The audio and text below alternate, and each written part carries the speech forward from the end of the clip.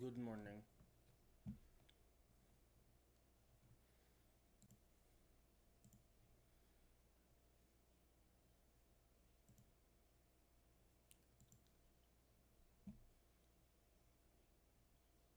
Hmm. That's annoying.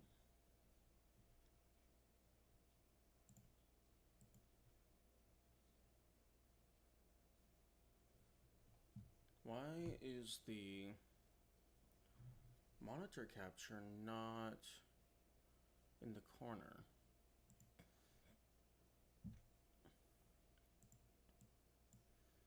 Did you not save? Hmm.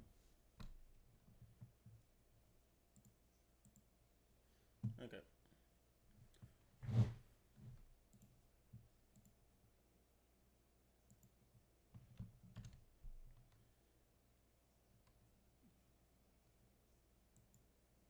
Okay, well, looks like...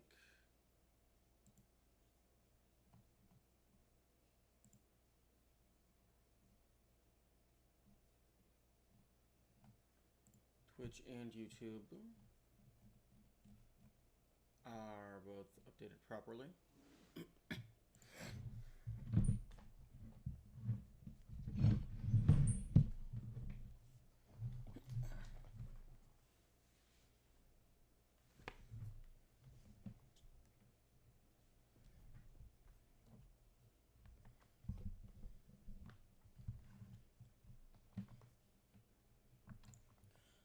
I am now realizing that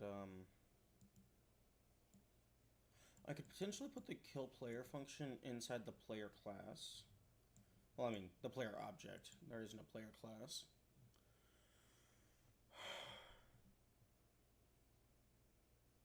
Although, actually, no, it might be better for globals because it has to fucking reset everything.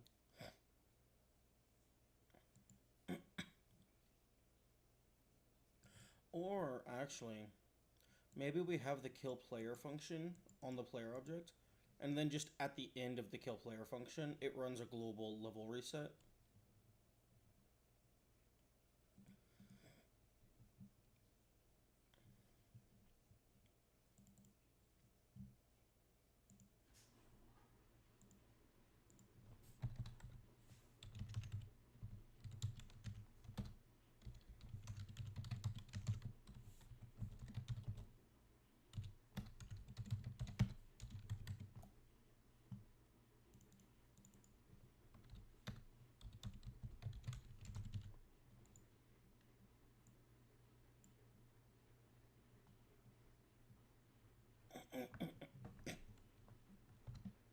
Hmm.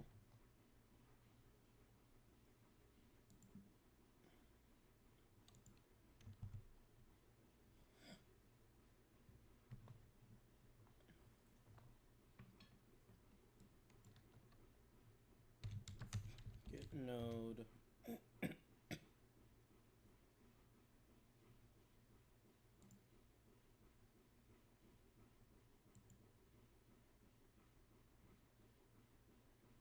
So, alligator. Dot dot dot dot alligator.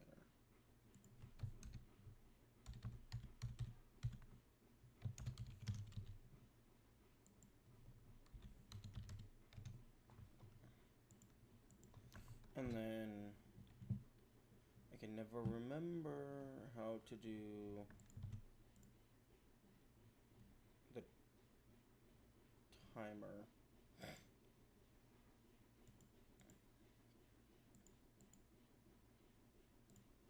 Okay, well, I don't need this anymore because we're not doing... Hmm. I guess we do have speed. I probably don't need the entity and class.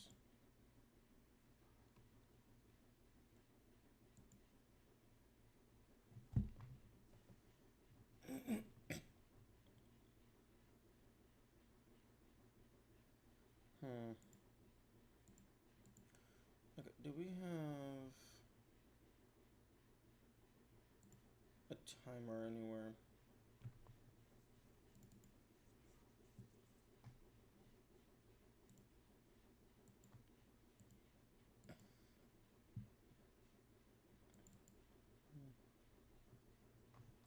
Okay, not this timer. I'm meaning like just a one-off timer.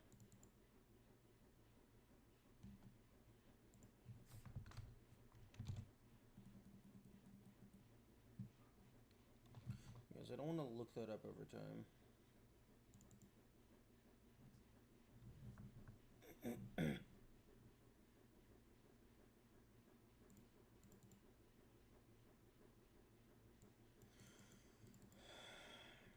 Yeah.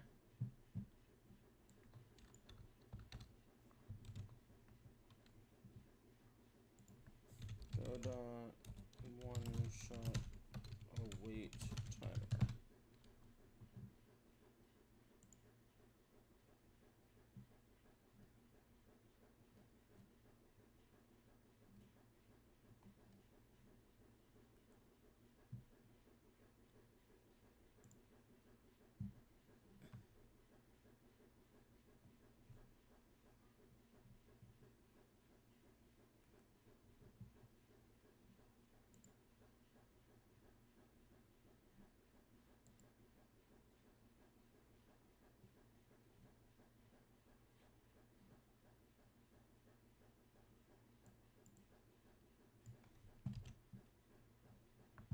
Okay, so globals.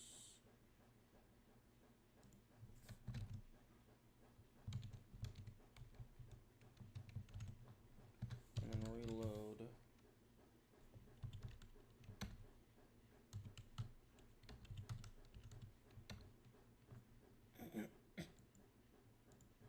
Get tree dot reload. Ooh, wait, hang on. This won't work.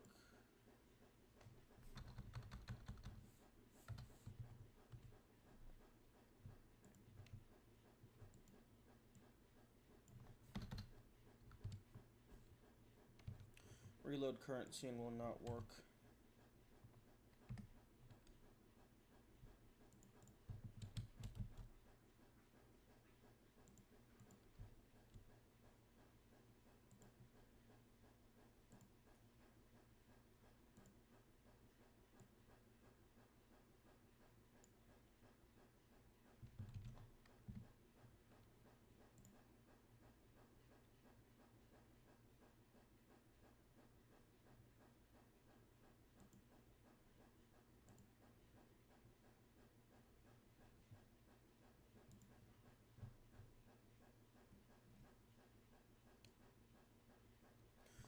Huh?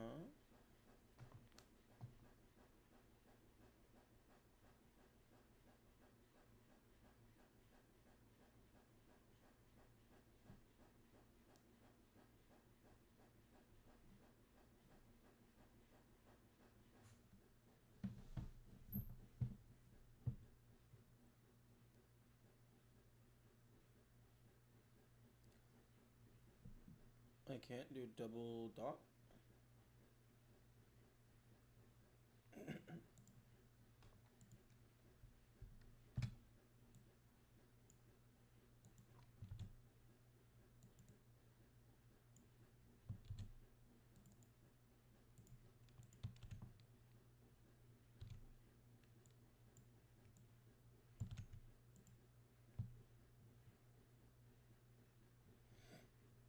Alright.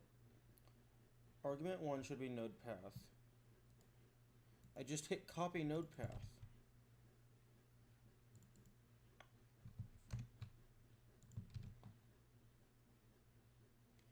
Why are you not working?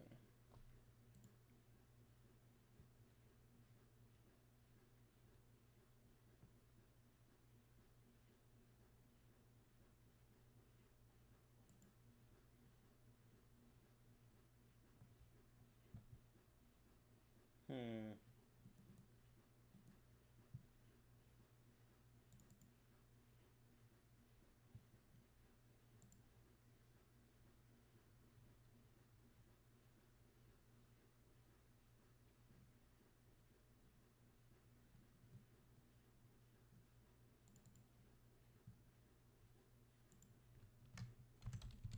Hmm.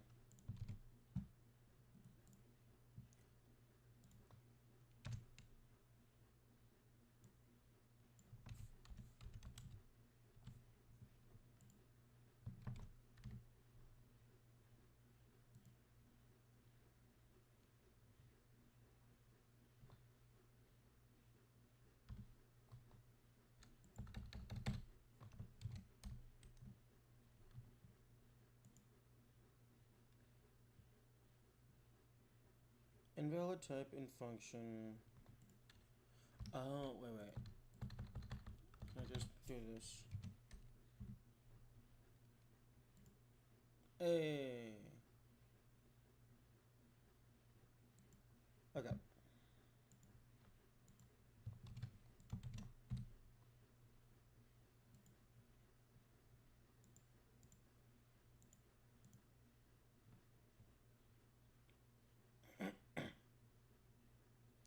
Yeah. Current scene is null.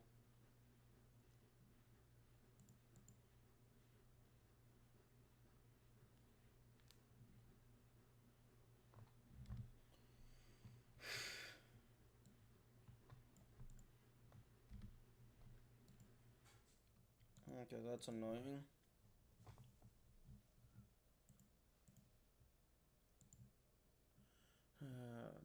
Do.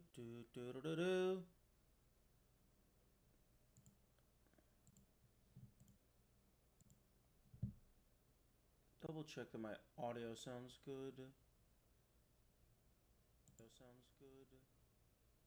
Okay, test, words, test, word. Word. Can I not fucking hear anything? Oh, yeah, no, I can't hear anything. Okay, let's test, try again. Test. Oh, why? I am so fucking quiet.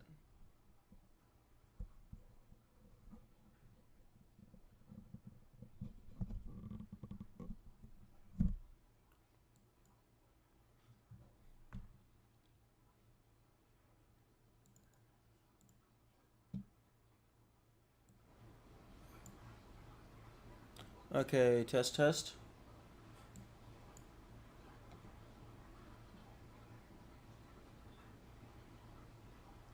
Okay, that's better.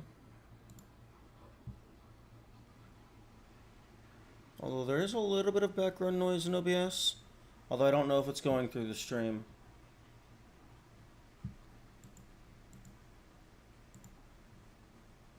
But it's better than sounding like a fucking whisper every single time.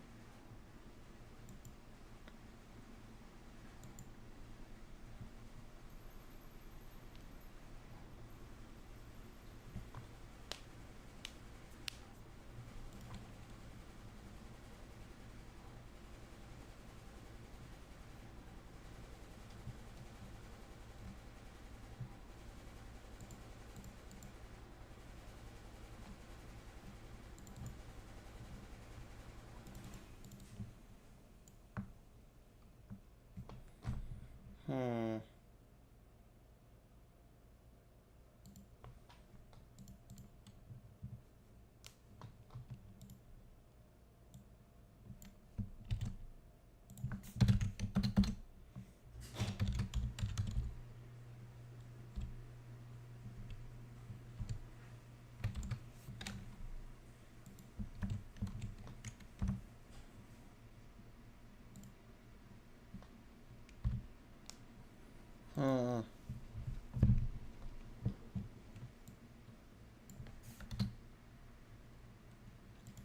Okay, here's what we're going to do.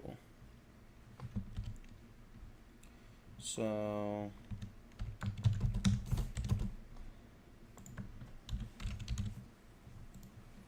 And then...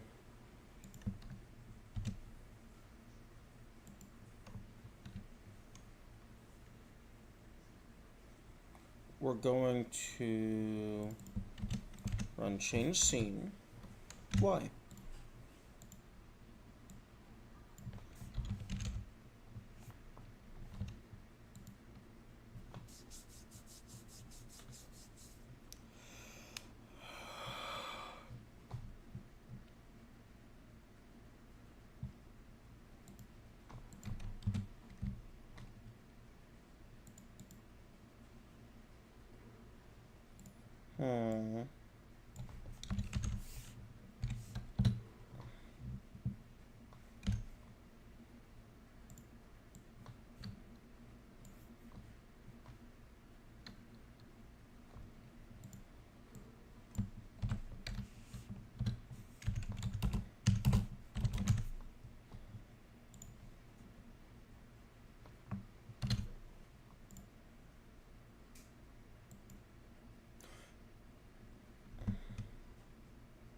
Returns the relative node path. No, I don't want the node path.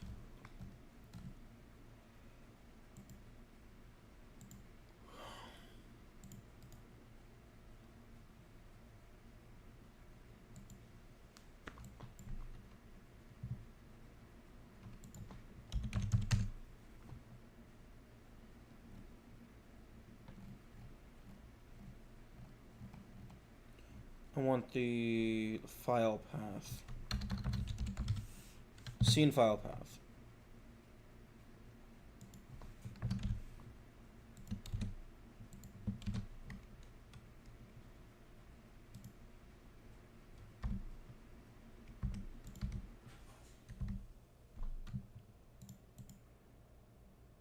Hey, nice. Although, this is not what you like to see.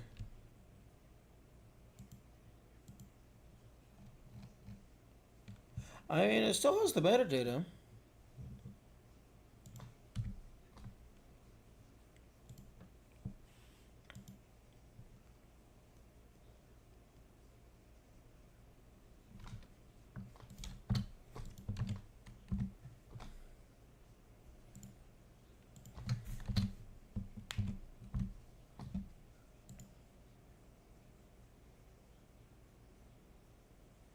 Okay, it's preserving the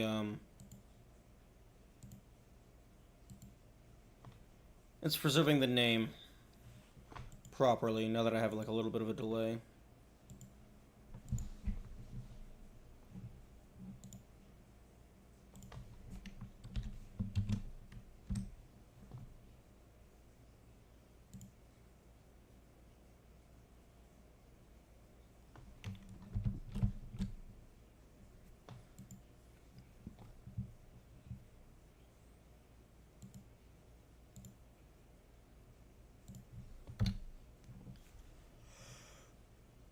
Falling objects, indeed. We do have falling objects. Good morning.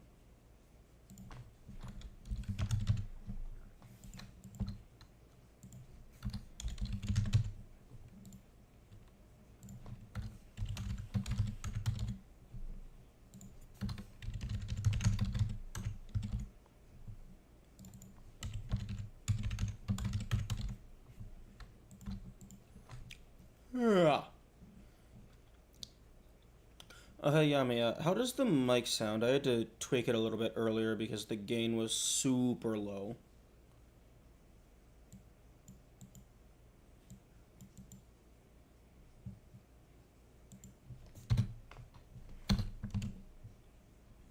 It's okay? Okay. That is good. Okay, so kill player, player.queueFree, 0.1 timeout, and then just reload current level. The keyboard is quite loud. I mean, I can try. My desk isn't very big, so I can't move it too far away from the keyboard. But also, like, I don't want to move it too far away from myself. Like, I guess I can put it next to my monitor. Okay, where the heck was Boulder?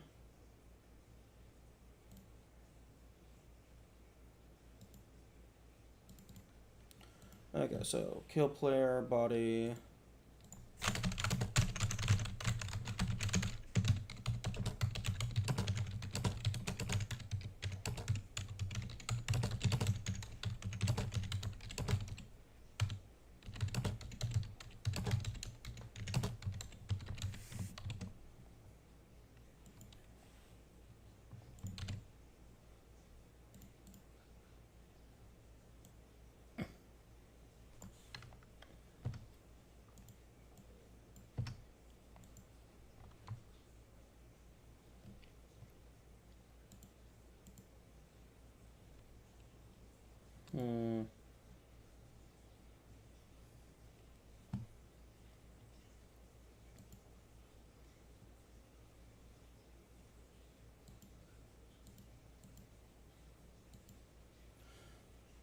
I would enjoy it if I could have this display, but also like just I don't understand why they remove the files from the folder hierarchy when they also display them over here. Like, if they would show this shit in the folder hierarchy as well as over here, I think this would be perfect for me. Just to reduce clutter. But all it does is make it harder for me to know where shit is. Like, the way that I'm wanting is I want to see the full hierarchy on the left, but then exclusively see the current folder on the right. So, like, if I'm looking at enemies, I can still see all the other stuff, but then I can look at, like, just the enemies.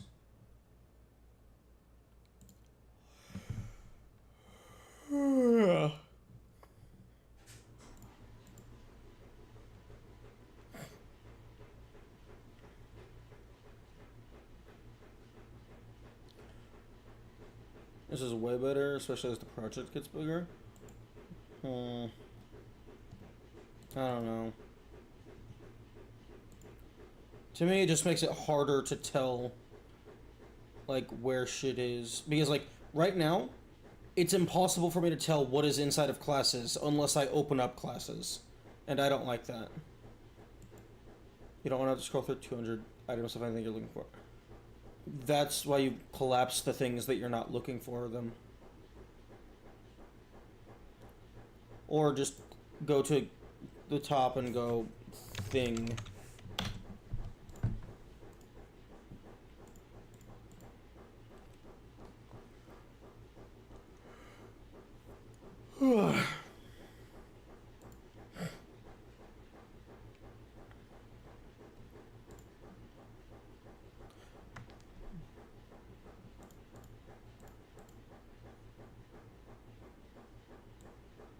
Like, honestly, like, a three-dimensional structure would probably be kinda nice.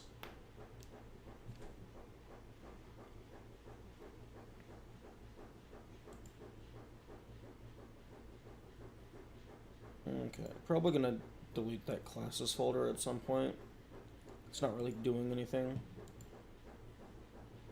Okay, so... hazards... kill box...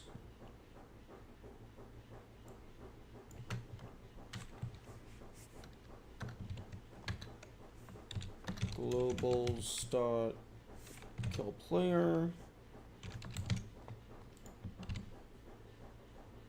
The washing machine is very loud. Fuck, I was wondering about that. Yeah, that's why I had the gain down lowered, so that, like, my air conditioning unit would be quieter, but then that also makes it, like, next to impossible to hear me.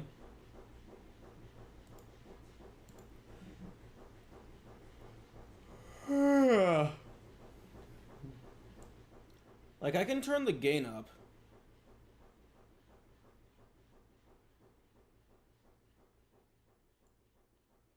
Like, around there, around right here, is where the washing machine is not really displaying on OBS. Does that sound doable? Because I was doing some test stream listenings, and it was like, I'm super quiet now. You could try reducing sensitivity and then increase gain.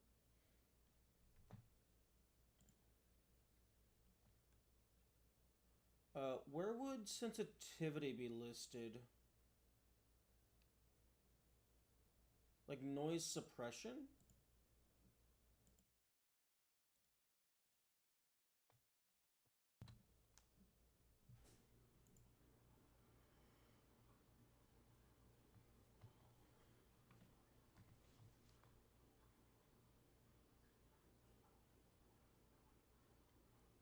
Because, like, if it could somehow, like, register, like, distance and stuff, and then only, like, pick up, or, like, filter out anything that's more than a certain distance away, that would be nice.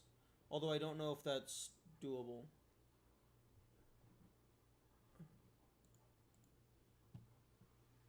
Right click.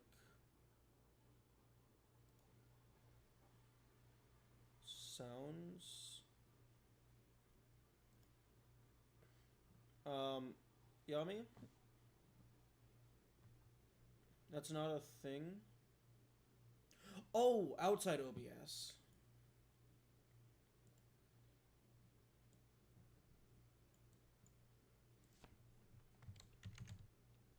Sound settings.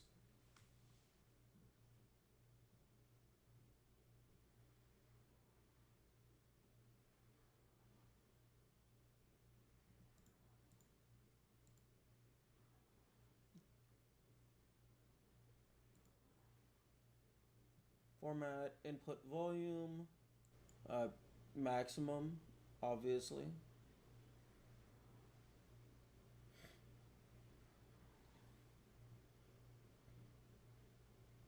Audio enhancements, fuck off. Sound control panel.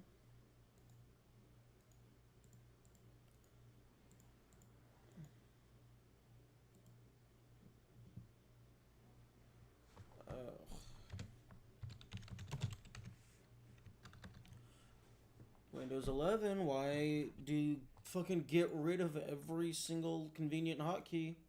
I used to be able to just right click for this shit, and now I can't.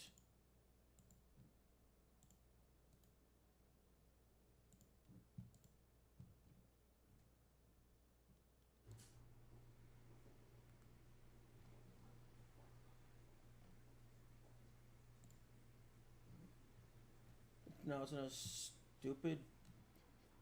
Ugh.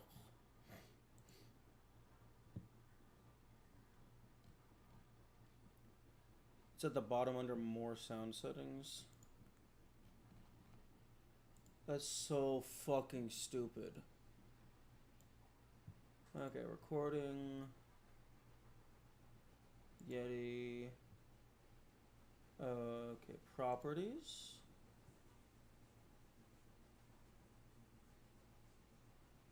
Levels. Okay, the microphone, under microphone properties levels, the microphone is at 100%.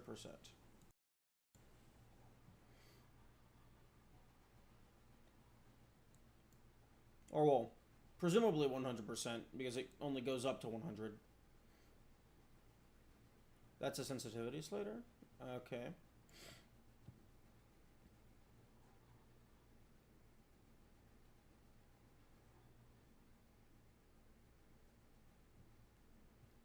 So, should I make it less sensitive?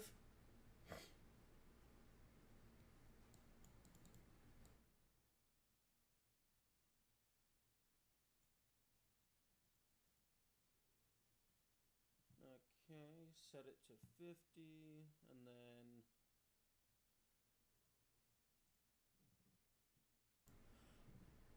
Okay.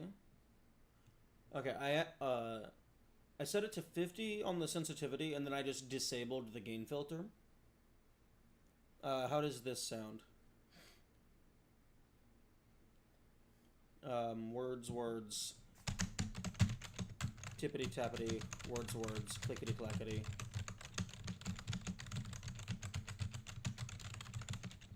A little better.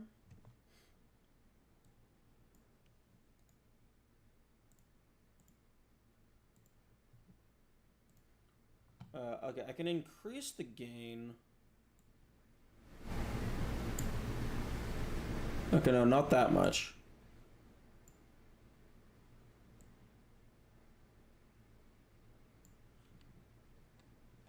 Okay, I set the gain to 5 decibels.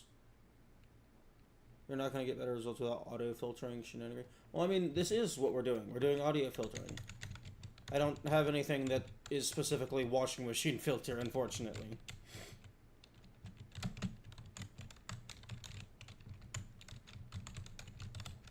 Dabba-dee, babba-doop-boo-boo. Or physically changing your desk layout. Yeah, no, my desk layout is going to be different soon-ish, trademark. No, I knew this mic was going to be more sensitive, so typically I won't be running washing machines and stuff. I just kind of really need the clothes for tomorrow. Keyboard itself is probably loud because vibrations. Oh, true. Yeah, because I'm like physically tapping the desk.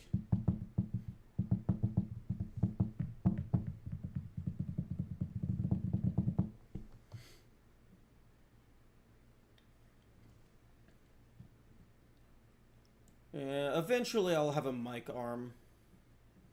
And then maybe sound foam, but that's in the far future. Getting a mic without one in 2025 is very big.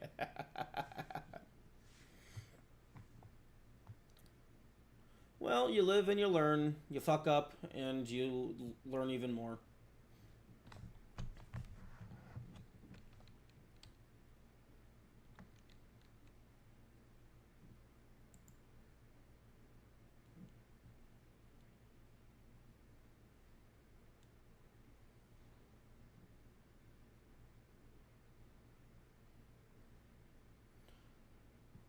Gluing some foam on the bottom of the bike. I do have some. I do have plenty of cardboard that I could just fucking stick together. I don't know if I have any like foam.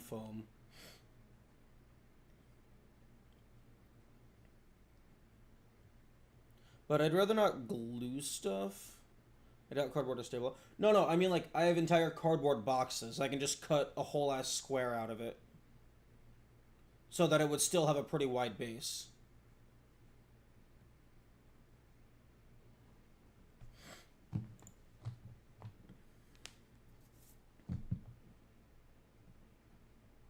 Foam, rubber, or silicon? We need the squimsh material. Ooh, what if I use flesh? A pillow would work. Somehow I don't think a pillow is very stable. Like, that's just going to cause it to fall over instantly.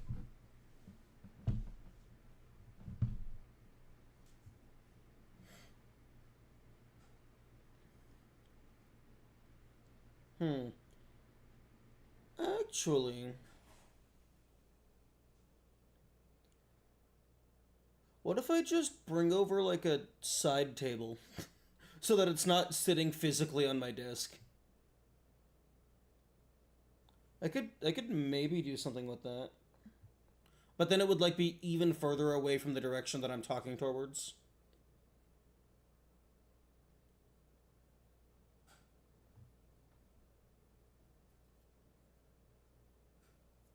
Yeah, I know you want it to be as close as possible.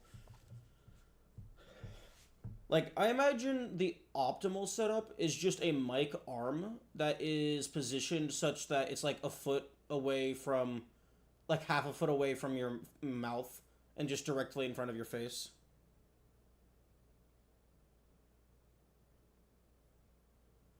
Because, like, fucking square cubed law fucking you in the ass.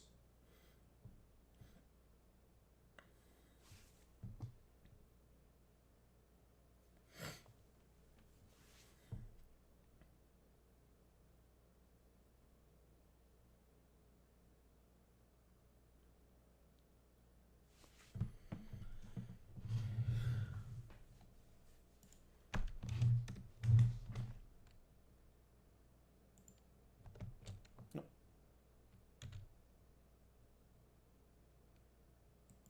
Okay, I should probably add a reset level button. The louder you are compared to ambient noise, it's easier to filter out the ambient.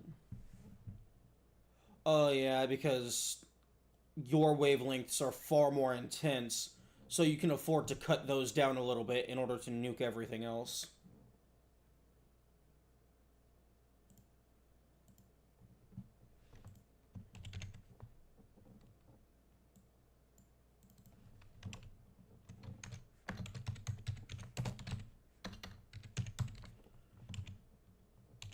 I don't think the supplies for Blue Yeti, but for smarter engineered microphones, they are acoustically designed to be audio canceling. Oh yeah, like if they just have like one of those little mesh things just built in. will severely dampen noise from the side. The Blue Yeti does have like directional audio settings. It only has four of them, but I do have it set so that it should be ignoring anything that is not coming from the front.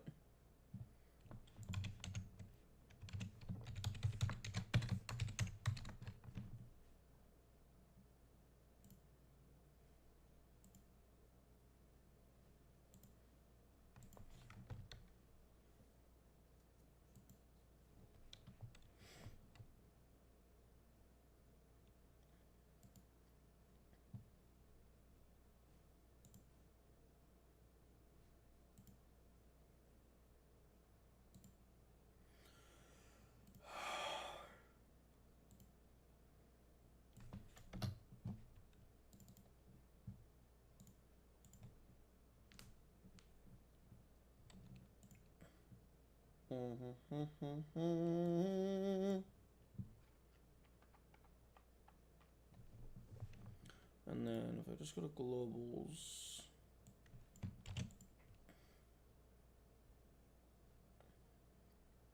and then reset level.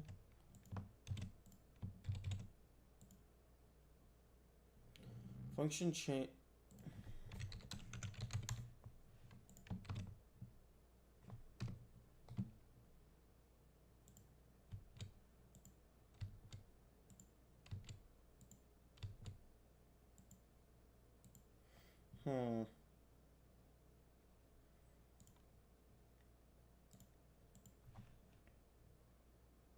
Current level equals blah.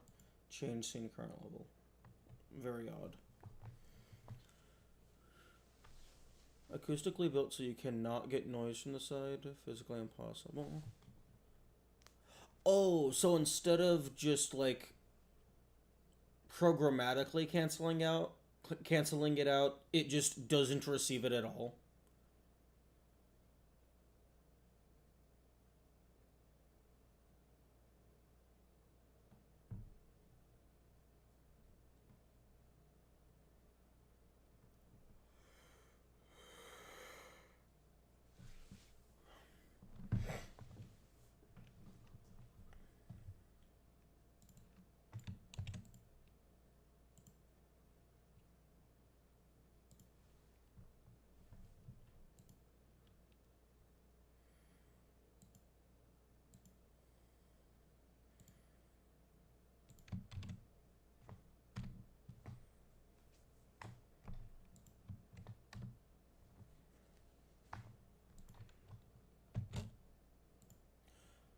Why are you breaking the name?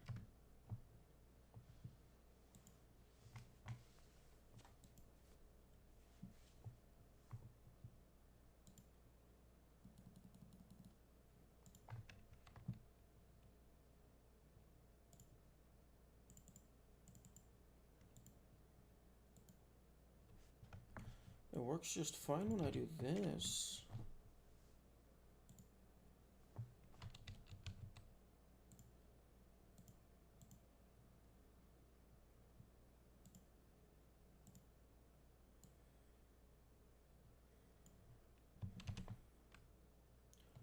Noise capsule is relatively hollow. Pass through both sides. Changing how the sound waves are intaken. You can force sound waves to cancel out. If you already have the settings, figure 8 is usually ideal if you don't have it set to that.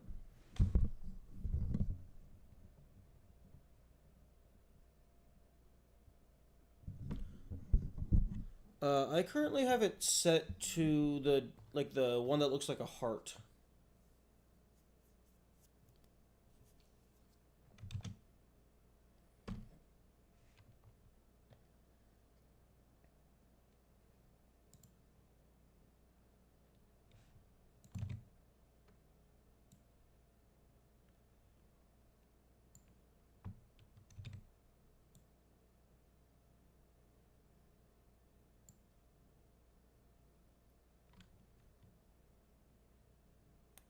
Party out is second best.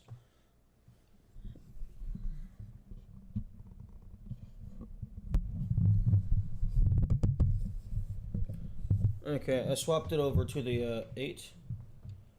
Only in one direction. Figure 8 is extremely narrow, but both forwards and backwards. Oh, okay. So if you have, like, basically no sound coming from backwards, it's effectively only picking up forwards.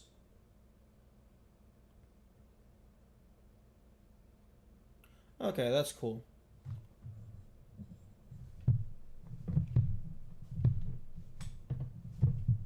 I imagine figure 8 is more so for like if you're having a podcast, so you have one person on each side of the mic. The screen isn't making noise, I see. My mic is not sitting in front of my screen, it's like sitting beside my screen. My current desk is small enough, it's too small for it to just be directly in front of me. And even if it was, I would be blocking part of the monitor. I'm planning on getting a wall mounted setup for my next location. It's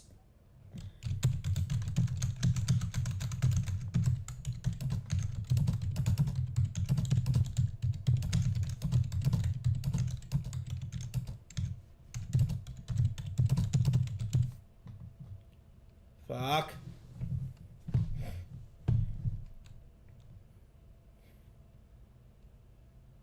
I mean, I personally don't care about keyboard audio, but I don't know if like most people would have issues with that.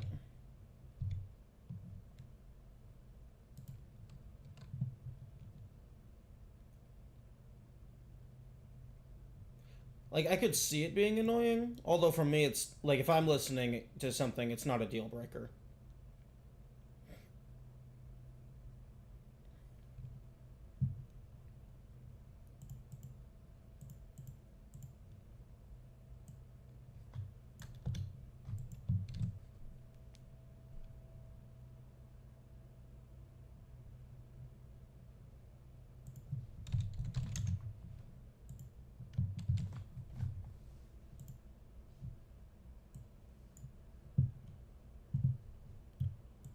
Pick a pattern except omnidirectional is two-dimensional.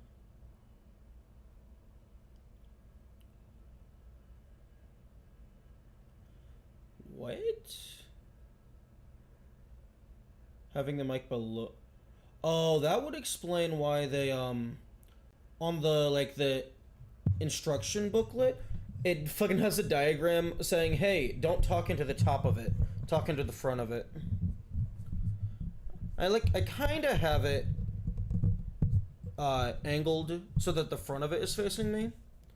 Unfortunately, um, the stand that this thing comes with only allows for rotation. It does not allow you to like slide it up or down, which seems kind of whack. But also, I don't like the mic facing directly towards me because the LED on the now listening indicator is so fucking bright. It's like a red laser shooting directly into my retina.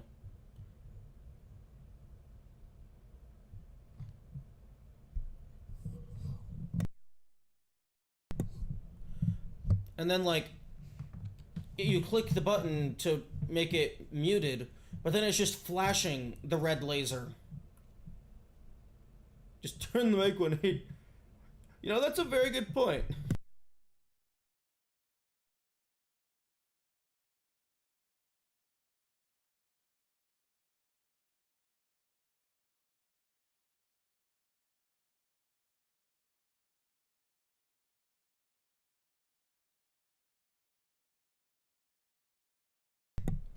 Okay, yep. Just gotta make sure that it's not muted because I can't actually see the muted indicator anymore.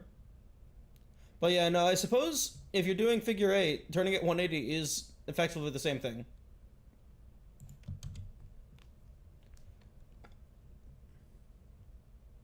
It sounds different.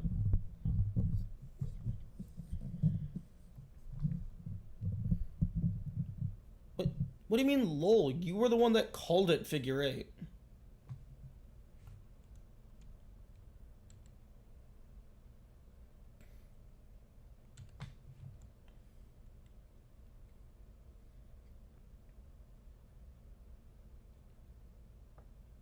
Hello. Only because apparently it's not very symmetrical for the Blue Yeti. Possibly. Hello, I'm doing good. No clue how I'm supposed to pronounce that username.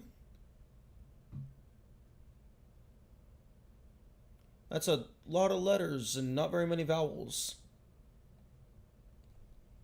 Right now we're doing technical difficulties with my microphone.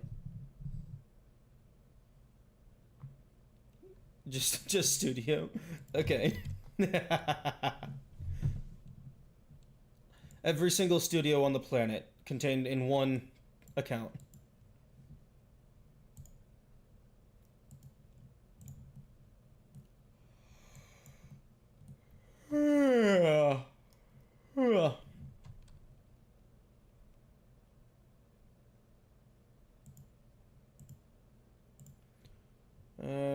Okay. Okay, you go on the other side. Level 1. Oh, it's not fucking up the node name this time, even though I changed absolutely nothing.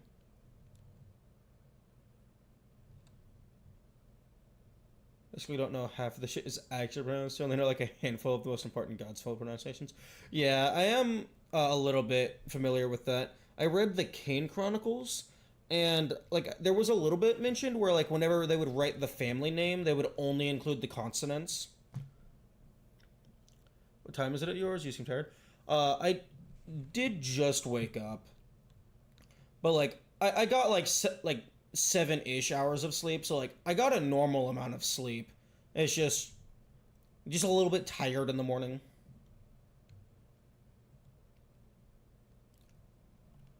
You know, I'm just now realizing that I've been building my levels in the bottom right quadrant rather than the up here.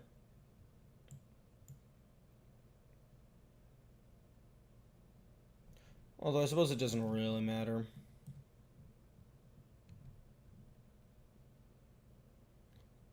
Every Egyptian, we don't know the pronunciation. We just assume it's an E. I suppose that's fair. I mean, most of the vowels are effectively the same, just with slight different nuance. They all come out with just varying shapes of I.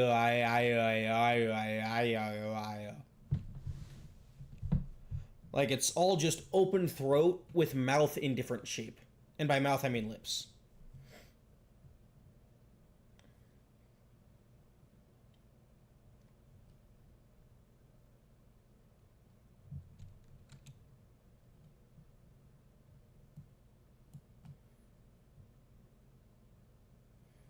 Okay, so we have player respawn functioning. We have timer and end of level functioning.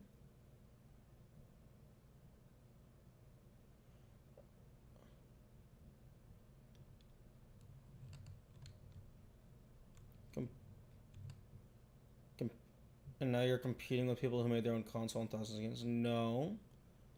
I'm not competing with anybody other than myself. If people want to go play a different game, fucking go play a different game. Also, games are not mutually exclusive. Like, you can buy the brand new Super Mario Brothers, but also still go buy a random indie title. You don't, it's not one or the other.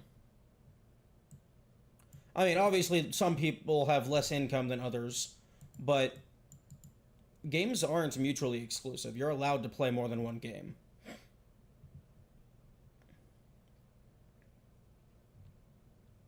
No, go away, ads. We don't like you.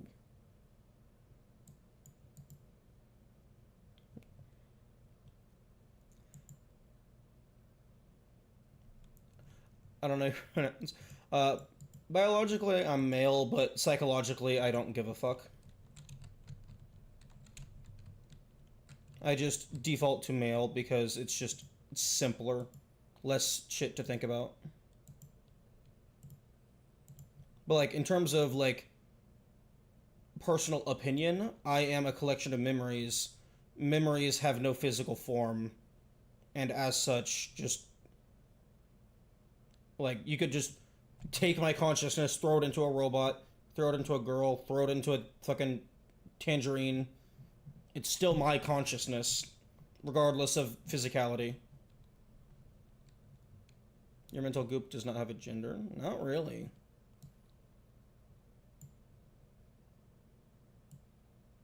Like if I got isekai'd and I woke up in some fantasy world in a female body, my biggest concern would just be fuck, now I gotta deal with periods.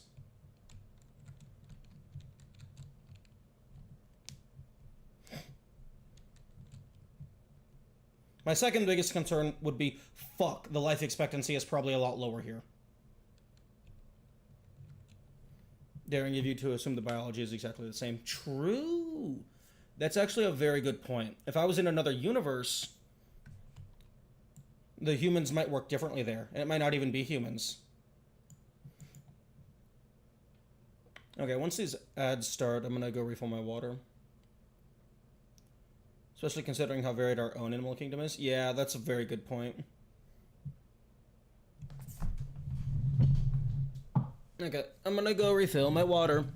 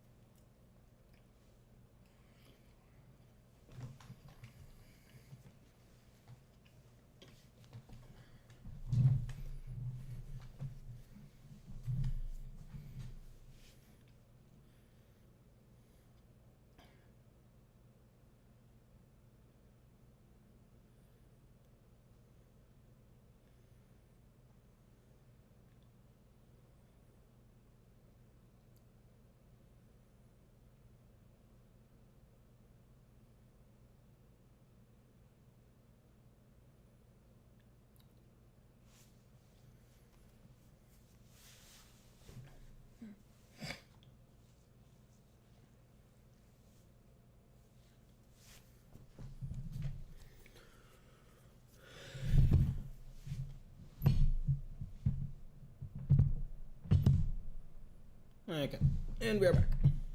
But yes, I am aware of the seahorse impreg.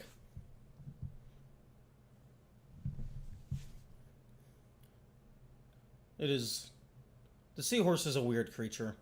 I don't know how it didn't go extinct.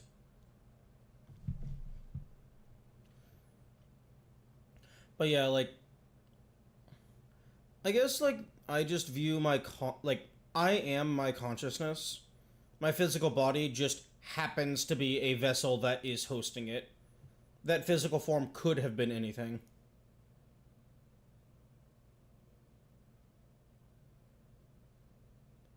It just happened to be human male. Perpetually stuck in 100 years of peace, or 1 year of oh fuck, oh shit, oh fuck. Ever missed the battle days when everyone was on lockdown chilling at home? Not really. It didn't really impact me that much because I chilling at home is my default. I don't go places.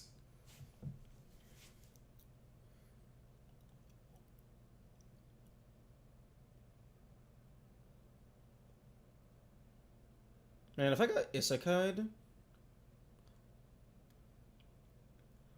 I don't know how it could be. Okay, idea. Although I don't know how it could be even be done as a story.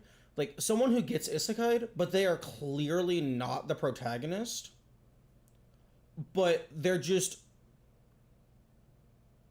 want to be a part of the story so bad that they just study and study and get powerful. But like they just keep getting like shafted to being like side character, but it just is really bothering them because they want to have a little bit more of the limelight. Yeah, I have a job outside of streaming. Concept you're thinking of as unique as you think it is as unique as you think it is? Isn't as unique. Okay.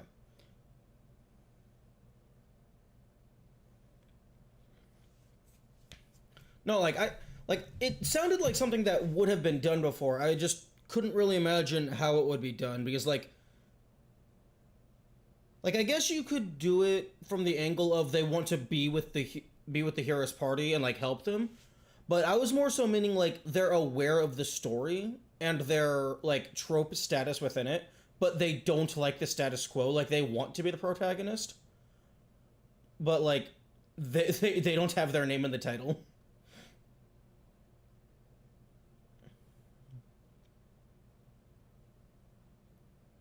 Or like I guess from the perspective of like me being isekai, it's like I fall into the world or whatever, and then it's like there's this big group of adventurers or whatever, and they are very clearly the protagonists. But it's like, yo, I'm in a world with magic. I'm gonna learn magic.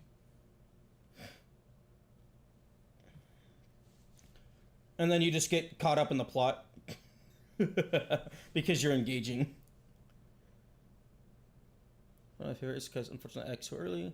Deconstruction of the genre where the actual main character is just a fucked up local who is stupidly OP. And it's the kind of people keep showing up because they think they're hot shit and getting one-upped. Oh, that sounds like a hilarious parody.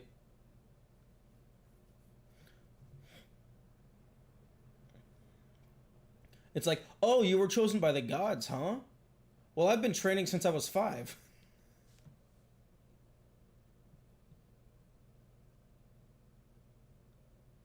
It's like the One Punch Man of isekais. Yeah, One Punch Man is a very good parody. I've only seen season 1, but from what I understand, like I think I watched a like an explainer type video a while ago. It's like, what if the shonen protagonist had their full power from the start? Which is just that's just a really cool idea. Because then you have to deal with like how do you make a story engaging when the protagonist always wins? And then you deal with the like mental effects of never being able to have like a satisfying fight, and it's just everything is boring. They dropped the whole shtick really quickly. Interesting. Feels good to be with full-time streamers again. Not how the fuck do you bot a stream? I mean, I guess you could probably do that with AI now, but that doesn't sound like you're gonna get very many viewers if you don't like have actual person talking with chat and stuff.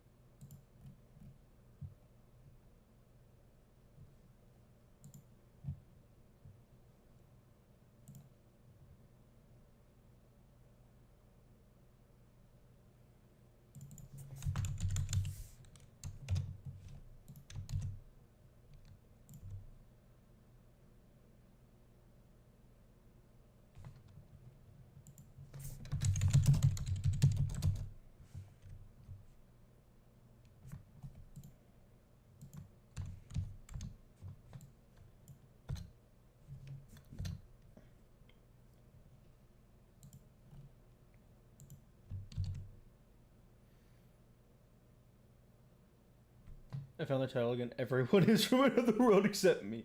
Oh, that's hilarious.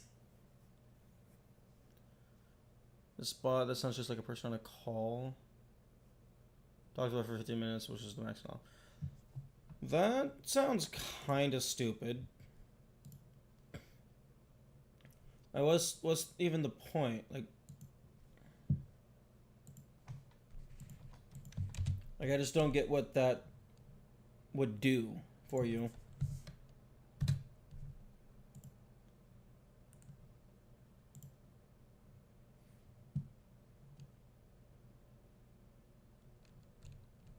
Like, I guess it's just like, oh, it's easy. It's well, maybe not free, but like, it's easy. I don't have to do anything. I can just throw this bot at people, and then they give me money.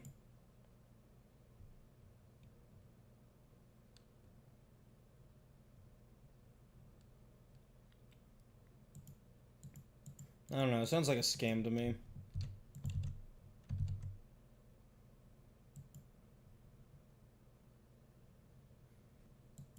Or rather, sounds like... Actually, no, it does sound like a scam. AI is not quite to the point yet where they are people.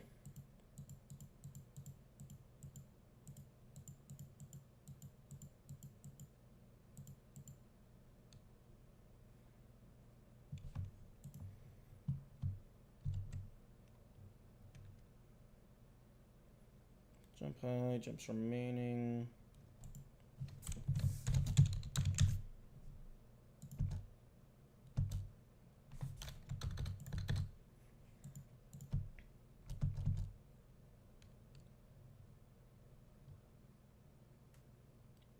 So those gigabytes of VRAM space needed to go? Possibly.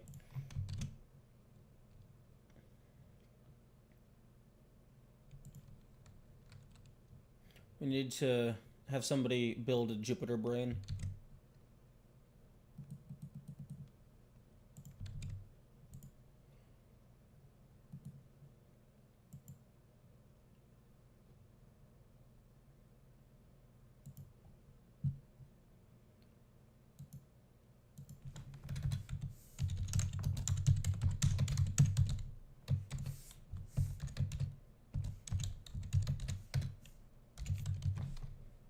Okay, so...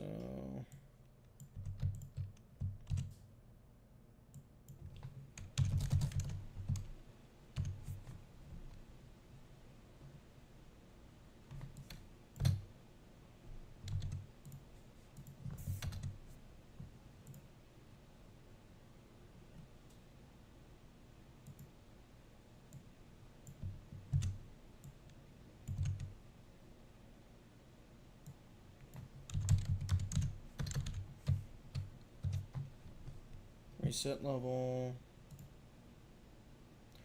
The whole AGI topic will just full circle to now we need to create an artificial consciousness.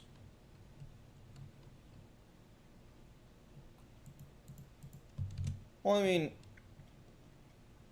you can probably, like, fairly easily define, like, intelligence. But, like, isn't consciousness, like, a subjective experience-based thing?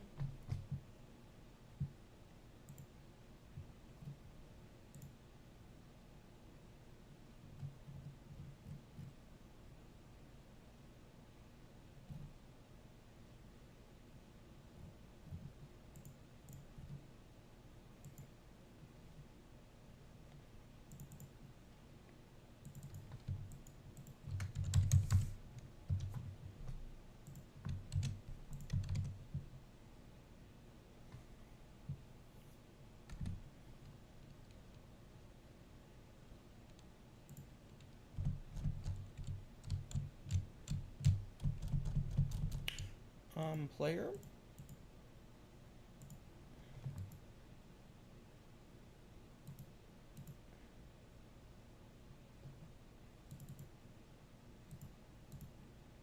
Why are we not moving?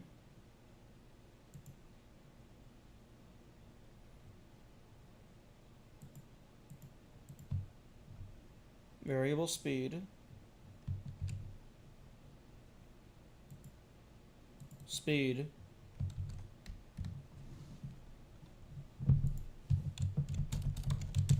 Claire. What did I delete in here? I only do. Oh, wait, move and slide. Okay, there we go.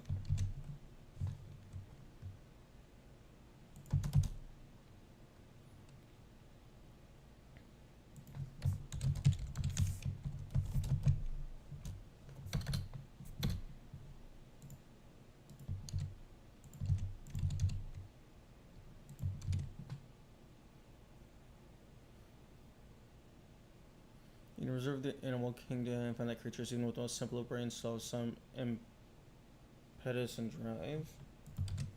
Yeah, it's called I Want Make Baby. That is the drive.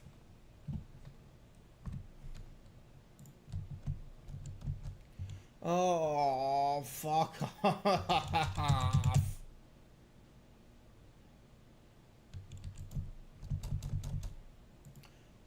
Did I seriously shove the gravity in here? Yes, I did. Okay. Okay, fine. The player can remain a subset of the entity class.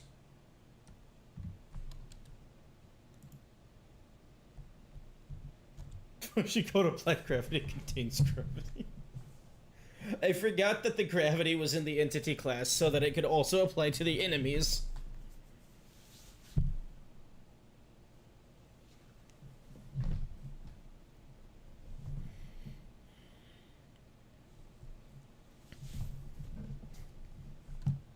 Debugger. The parameter the fuck you mean? I removed float and it threw a fit.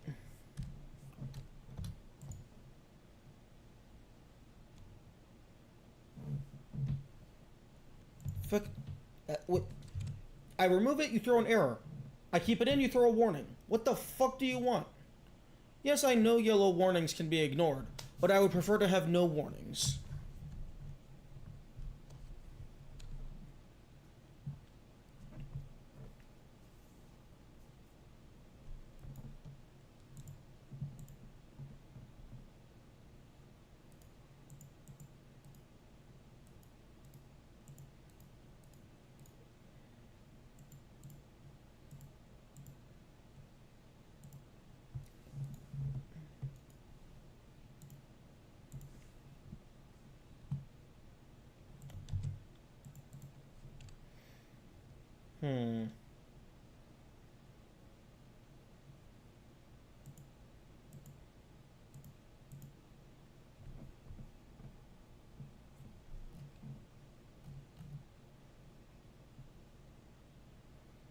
Wait, I'm sorry.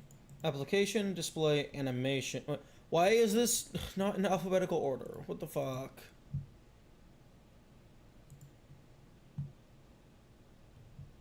I could just disable all warnings. That's probably a bad idea. Debug, go to script warnings. Oh, wait. Why are we ignoring some?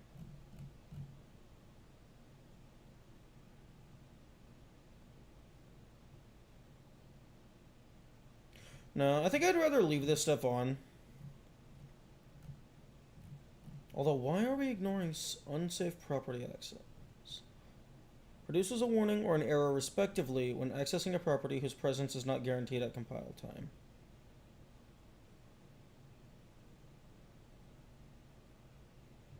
Oh, that's being ignored because that's going to happen a lot.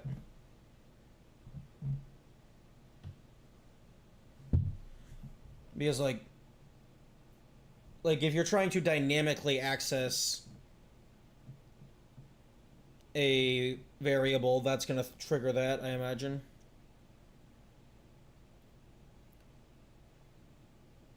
It's impossible to trigger an unsafe access from GDScript. When accessing a property whose presence is not guaranteed at compile times. That sounds like it would be definitely doable to do, unless I don't know what it means by property.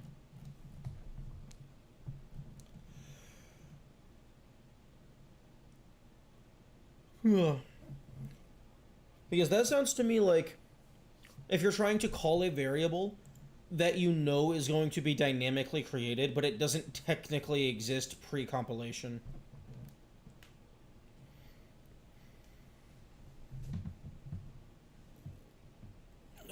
Probably setting the devs used to debug the Godot itself. Mm-hmm.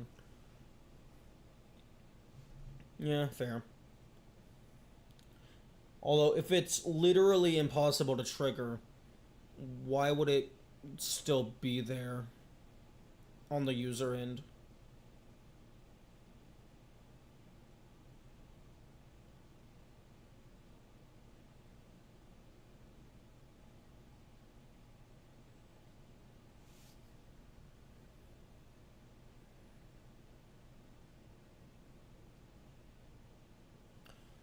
Oh, right. I forgot.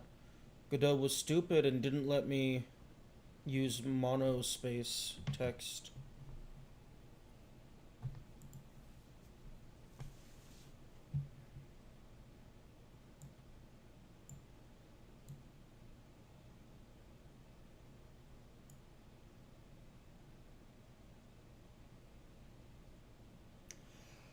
Okay.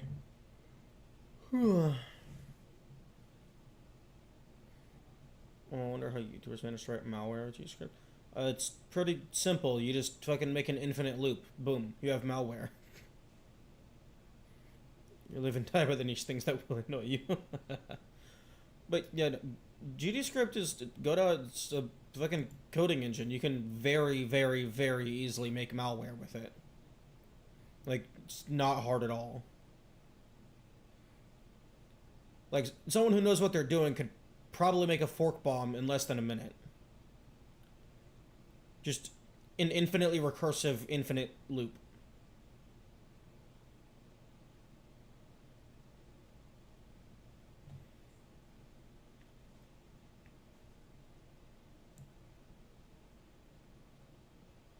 Okay, we got a level reset. We can move to the next level.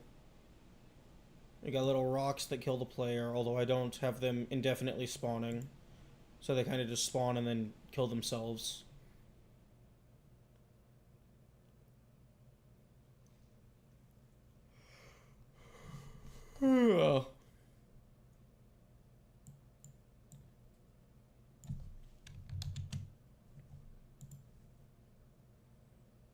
Make an online multiplayer game. The source code scalps the desktop instance of your IP address. Well, that's just illegal. Like, that's just actually, like, illegal. Unless you're a big corporation, and then it's still illegal, but nobody cares.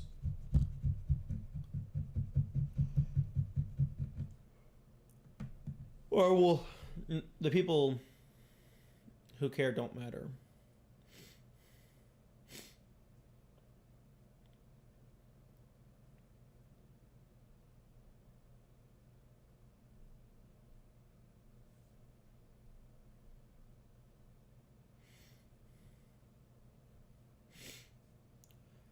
Huh.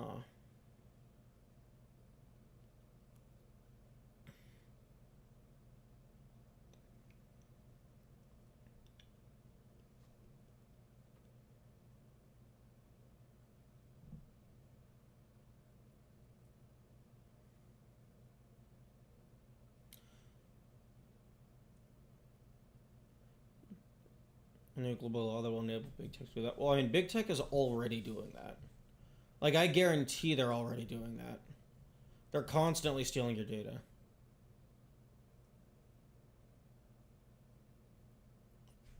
Yeah. People, yeah, just throw it into the EULA. True. Because nobody reads that. Although I thought I heard somewhere a while ago that, like, there was some legal case where, like, the EULA, like, couldn't be upheld because it was not a realistic expectation that the end user understood what it was actually stating, and it was reasonably expected that the end user did not read it at all. So like it was like some sort of like new like a standard or whatever to where like not maybe not a standard but like the idea was it is an unreasonable expectation for the end user to read it, and as such it could not be upheld, which seems very interesting to me. Oh yeah, companies can do whatever the fuck they want because they have enough money. It doesn't matter what the laws are. Like the only time a company has to be concerned is when like another company comes after them or a government. But no, they fuck over a bunch of individuals. Doesn't matter at all.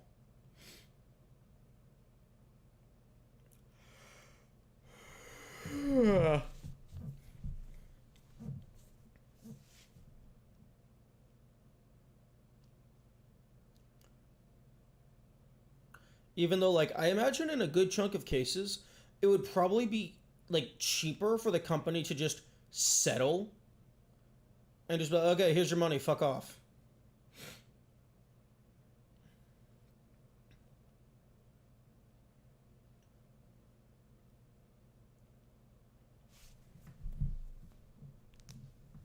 Because like as long as they don't get forced to change their business practices, like a temporary setback in the moment is irrelevant. Yeah, the fines that companies get handed is just fucking nothing compared to what they're actually making. So it doesn't matter. Like it's such a small percentage of their income that like it's not even a slap on the wrist. It's like someone lightly blowing on the back of their neck. It's like just barely enough to be noticeable, but nothing more.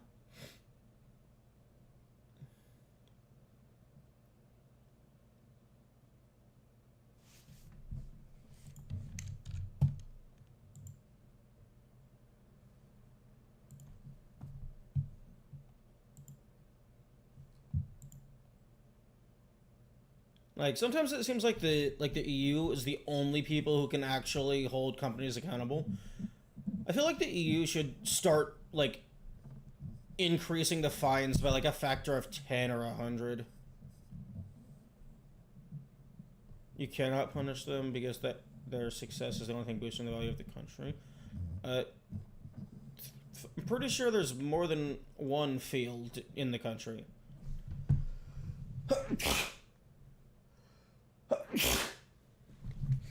You can go ahead and just punish them one at a time.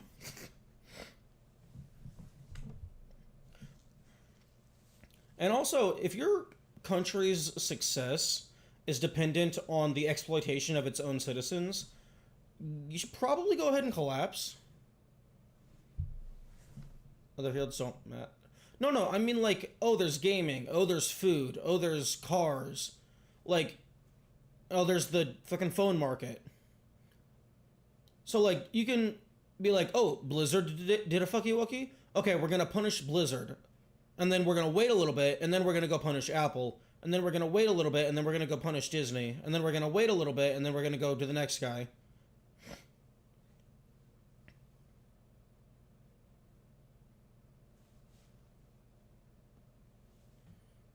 The entire stock market. What? Okay, well, first of all, who gives a shit about the stock market? And two, why would this entire stock market care about one company? You have all the other companies.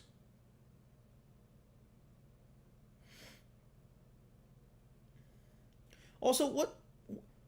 Why the fuck would things get bad if someone gets punished? That doesn't mean that they're not safe. That just means, oh hey, a company needs to fucking change what they're doing, and be more like customer friendly.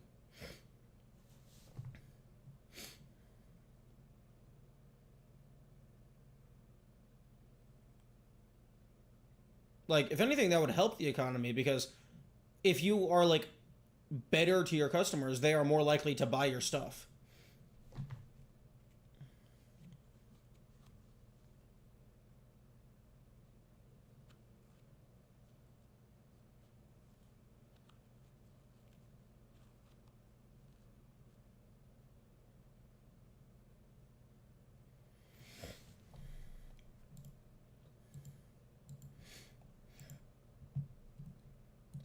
Hmm.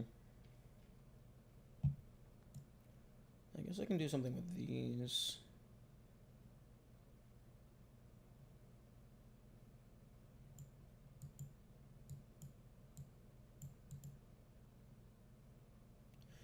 But I don't want to just be like tack on, tack on, tack on, tack on, tack on, tack on. I'd rather like have the code base make sense. I also still haven't fucking connected to GitHub.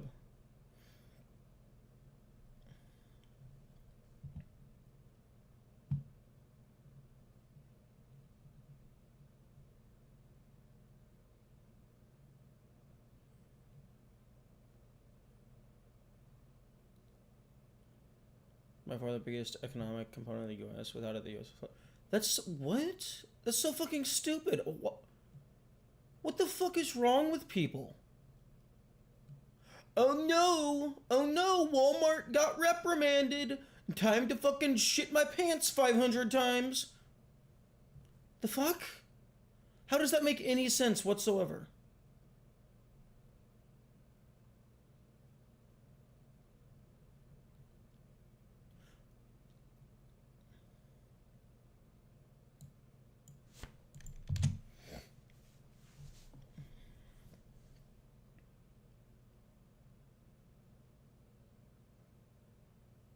And also, doesn't the fucking government get like a good chunk of its money from just the citizens paying taxes?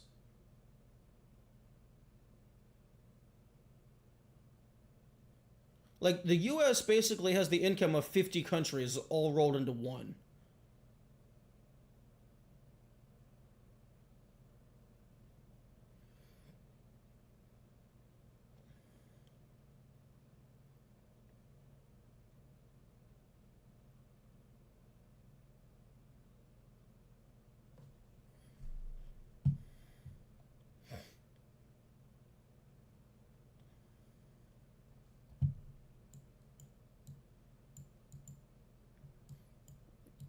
Also, yeah, like I'm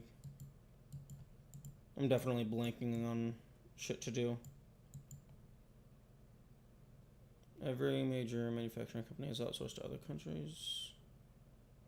So your trade deficit?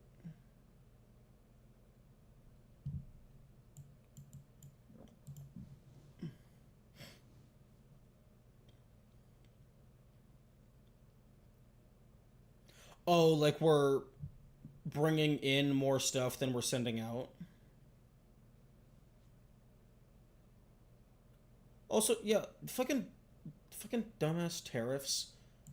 Like, I think I saw like somewhere that that has never been good. It has never resulted in a net positive. Although I haven't researched it myself.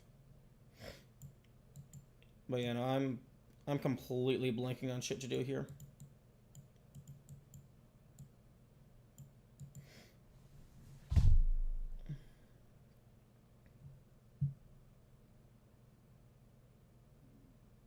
I mean, like, I guess I could start building levels, only having like the two enemy types.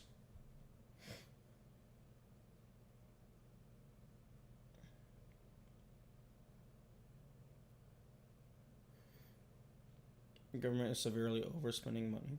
Well, I mean, that's what you do when you have infinite money. Because like, who's gonna find you? Who's gonna find you? Who's gonna? What assets are you gonna liquidate?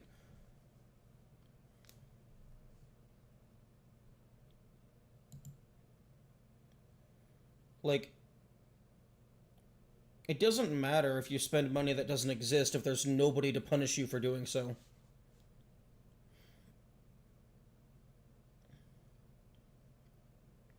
Because like, oh, they come after you for their money, you just attack them, and then oh, the country doesn't exist anymore. You're no longer in debt.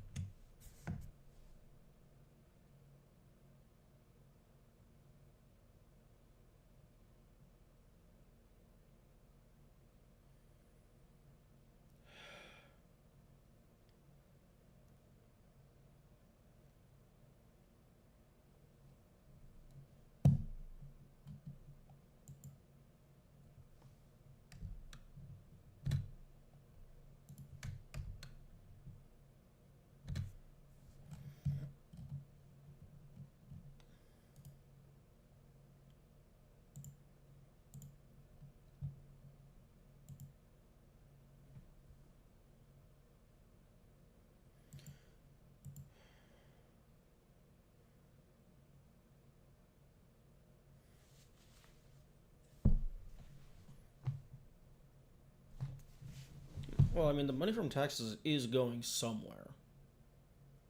It's not getting destroyed. It's going somewhere.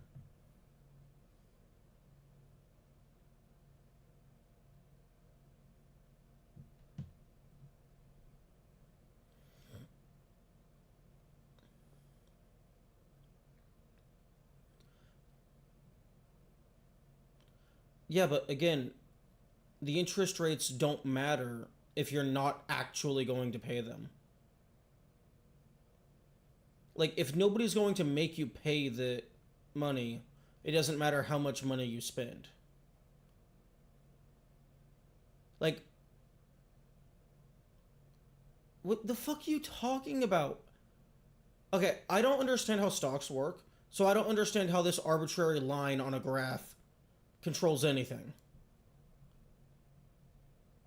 Because to me, it sounds like, oh, line go down, people shit their pants. Which makes no sense whatsoever.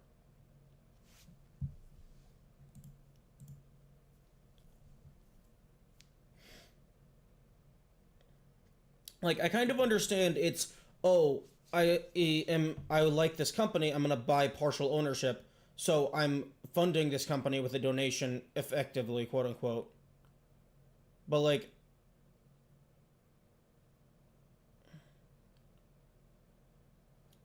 I don't get how that impacts anything. The vast majority of your income should be coming from selling your product.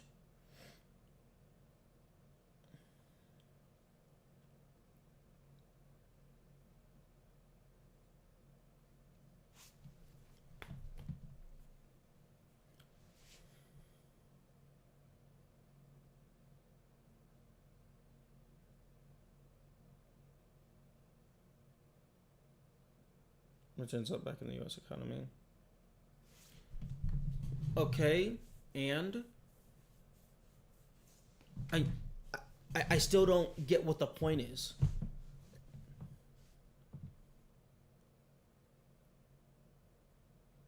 What does that have to do with anything? Like that just sounds like global economy, with everyone buying and trading with everyone else.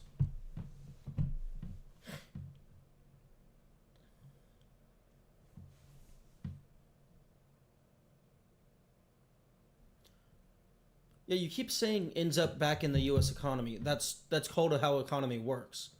Oh, my friend has a thing that I want. I purchase it from them. That money is in the U.S. economy, quote unquote.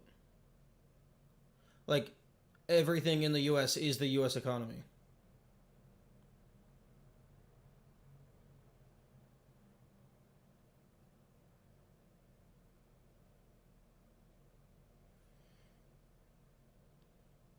Now, to be clear, I don't understand how this works, so it just seems like complete malarkey to me.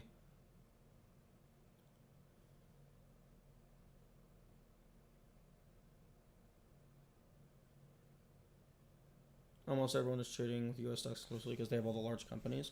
Yeah, but what does that have? But I still don't see. I still fail to see how that is relevant, how that matters at all.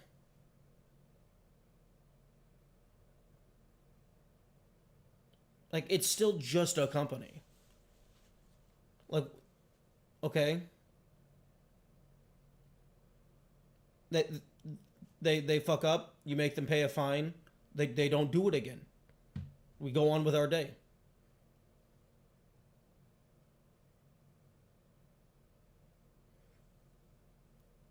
And by fine, I mean a hypothetical scenario where it is actually a big fine. That would be a serious punishment.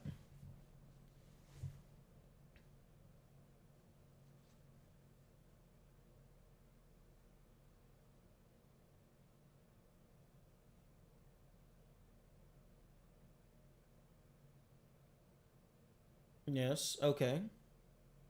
Yep, that's how money works.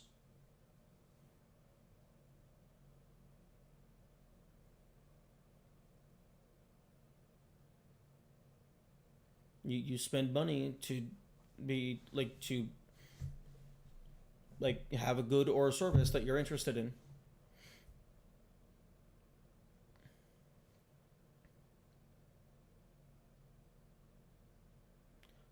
Also, it's not EU money. It's just money. Because money can be interchanged freely, it's just money.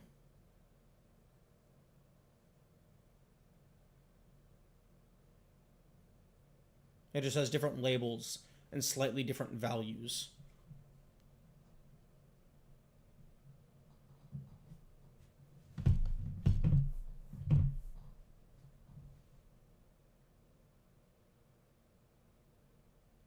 Okay, see that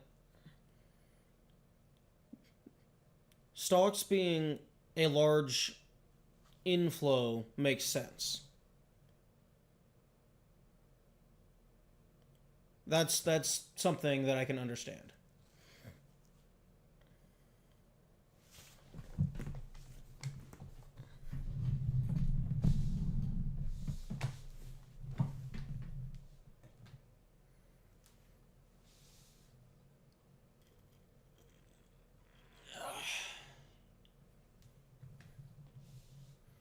Also, sidebar, I do appreciate your patience with my ineptitude.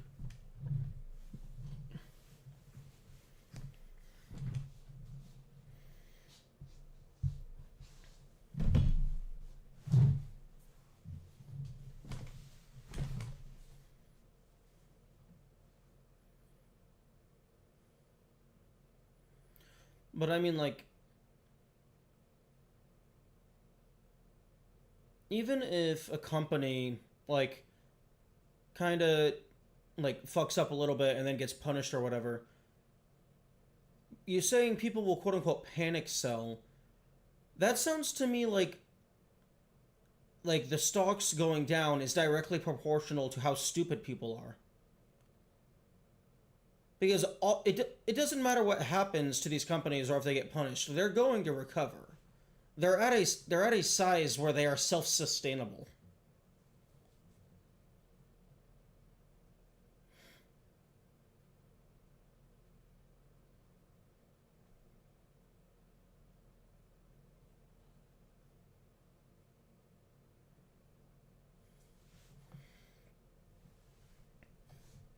So like if you're going to panic sell because of blah blah blah, then you're a dumbass. Everyone's a dumbass.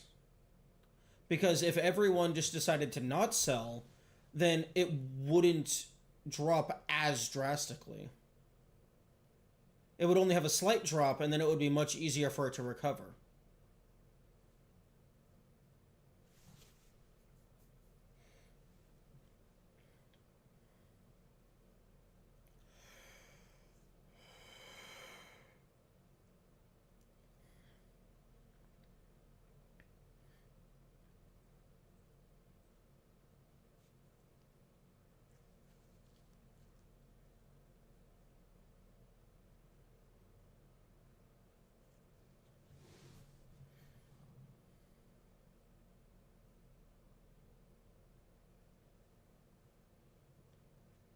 Mm. I guess there is a good point of viewing what is expected to actually happen versus what should happen. Like, what would happen if people made sense. They want to be the first to get their money out, to lose the least amount of value. Mm.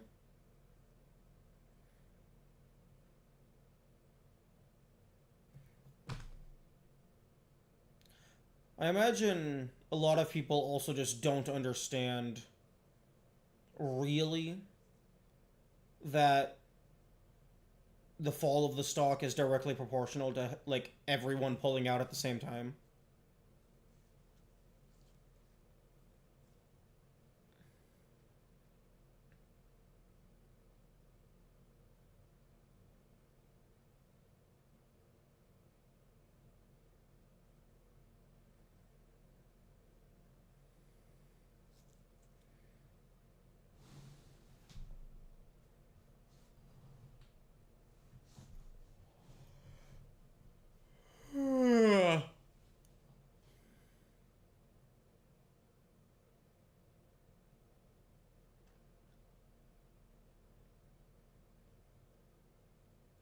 Because I imagine everyone pulling out at the same time is magnitudes worse than any other singular event that could impact a stock.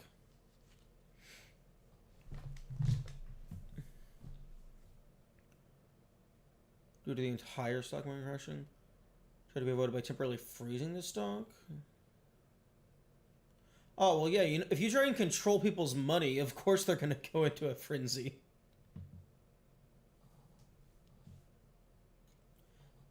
Trying to tell people like what they can and can't do, they're gonna do the opposite out of spite.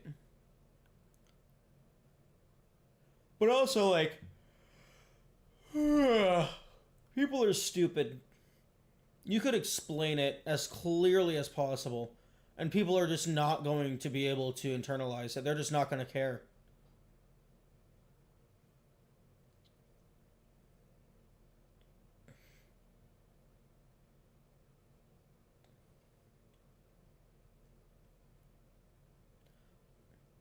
Because they're either not thinking straight because they're scared of losing their money, or they're just not thinking at all because they're a fucking dumbass.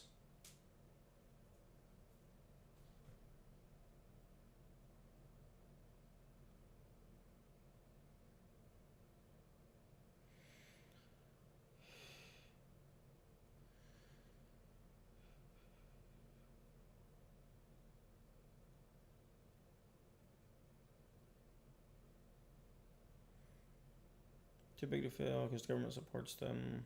Bleh. Don't have to fear the company going over because they get bailed out anyways. If the government says no, people 100% panic. The government will not bail out anyone anymore. Well, yeah, the government shouldn't bail out anyone. If you fuck up, you should be punished.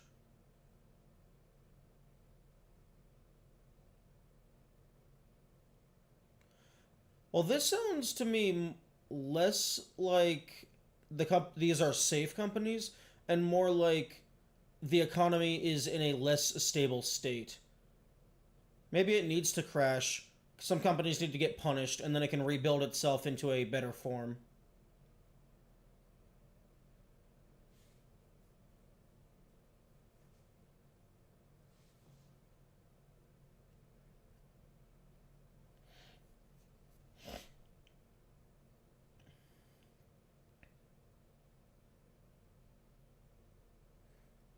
Oh, okay, that makes sense.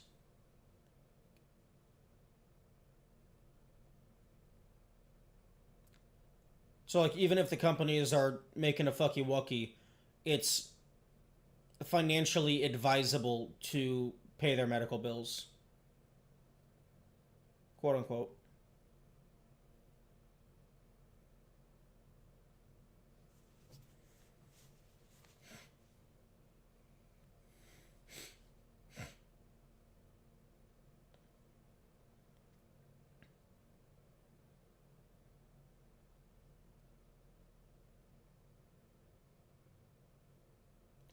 Actually, the government actually giving a proper fine rather than bailing them out would be doing a complete 180 of what the current system is built upon.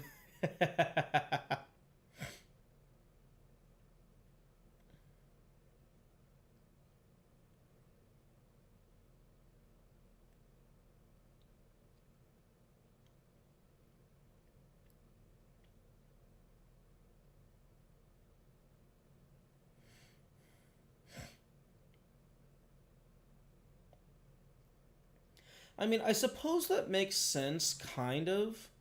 Like, if you're looking at the larger entities, it's like, yes, I make you a lot of money, so occasionally it would be in your benefit to help me out.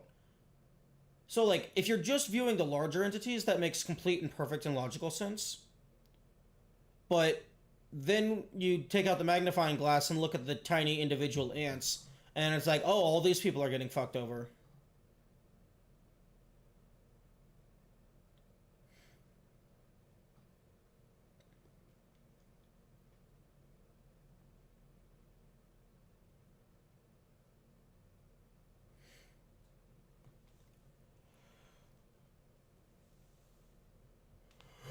Yeah. Yeah, EU is definitely putting in the work. They're doing really good work.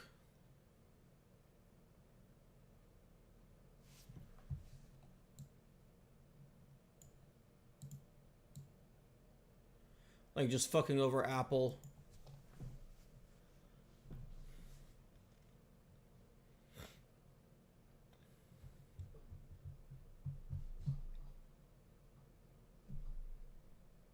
Currently about $40 trillion. So what I'm hearing is that we could liquidate the stock market to pay off our debt. That sounds like a plan.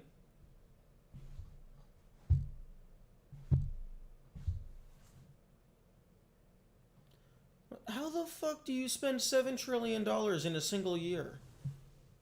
I mean, I get that you're a government, but damn.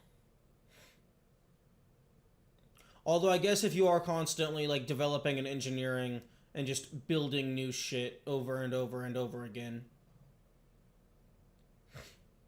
I mean, not just military, just the sciences in general. Develop like breaking ground, breaking new frontier.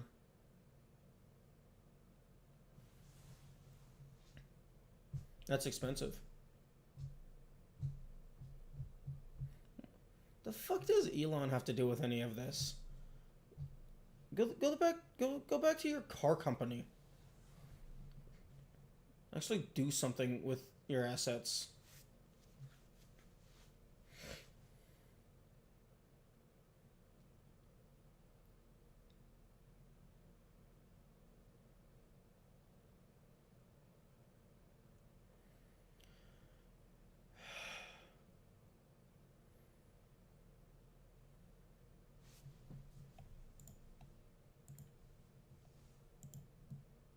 Okay, I need brain think. Brain think is not happening.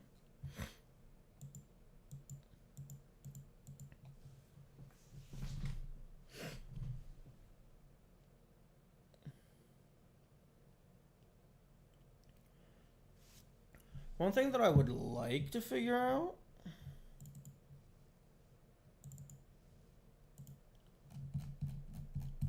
is this fucking stupid ass scaling.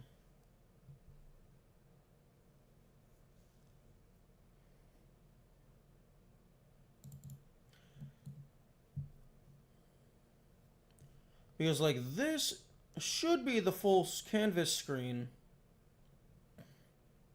But then it's actually only like this because you have to zoom in the actual level so that it's not super tiny.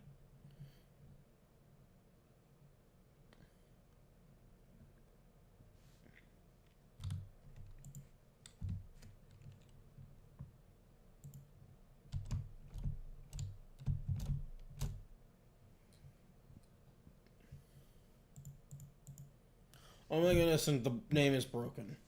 Fuck. I mean, I don't think it matters because I'm not using anything that checks for the name.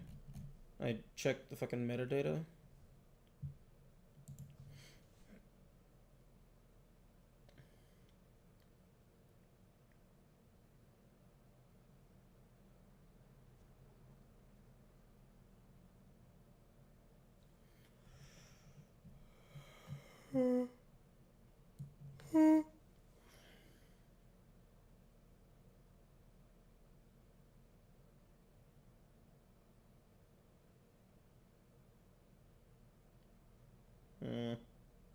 Yeah, brain is frozen.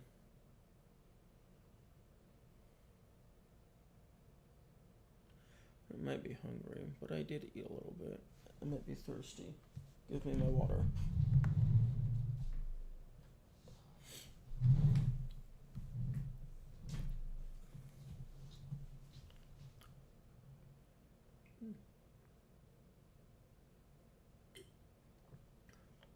%20 from military, education, social security, and Medicare.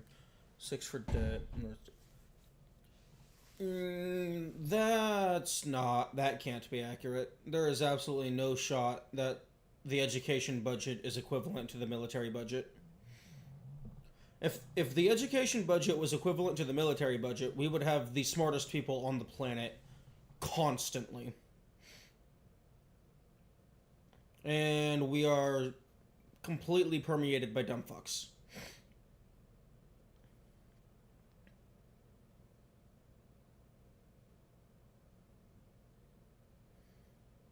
Hello, Tried. Good morning. We are currently in a small tangent about U.S. economics, but I am trying to make video game. Although we are going to have a short ad break in a couple minutes. So, slightly unfortunate join timing, but it shouldn't last too long.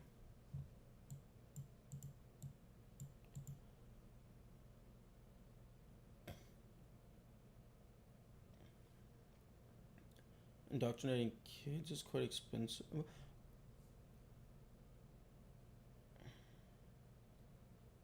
Well, here's an idea. How about you just fucking give it actual education? Wowie zowie. Simple idea. But yeah, I'm trying to think of what to do next because my brain is not braining.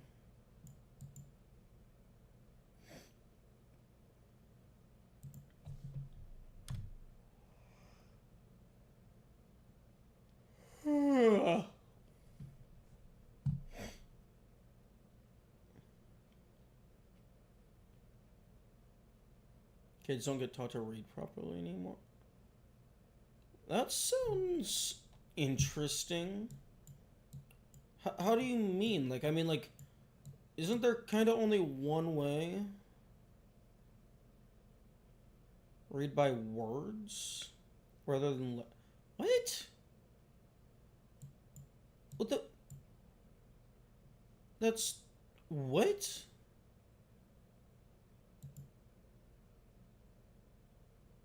I mean, like... I guess that could maybe work for something like Chinese, where, like, I think it's, like, they have entire words that are a single character. But, like... No. If you're trying to memorize individual words, you're gonna have fucking thousands and thousands and thousands of things, rather than just learning the 26 letters and how they interact. You should be learning a dynamic system rather than just a static system.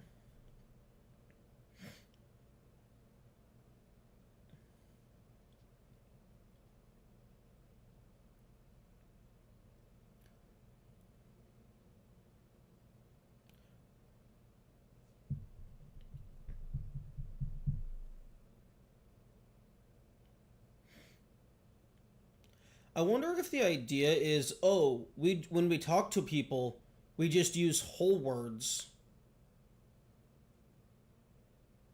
So it's the same for writing and reading. They aren't taught how to sign out words. True, yeah, because sounding out uses the letters. Intuitively grasp the letters, make the words. Possibly. That is possible.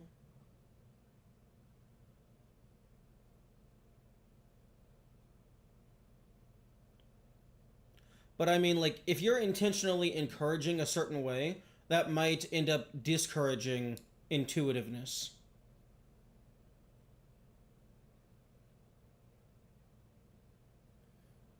Okay.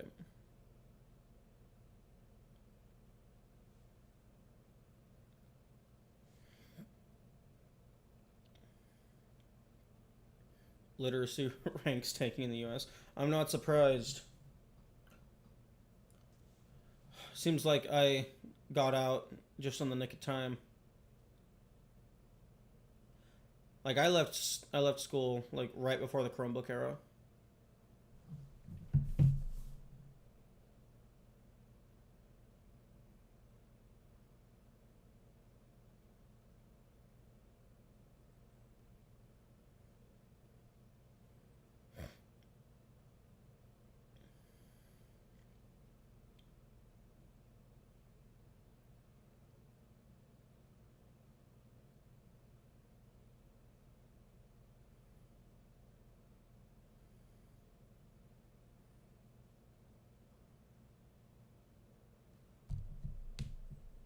That's that's just insane.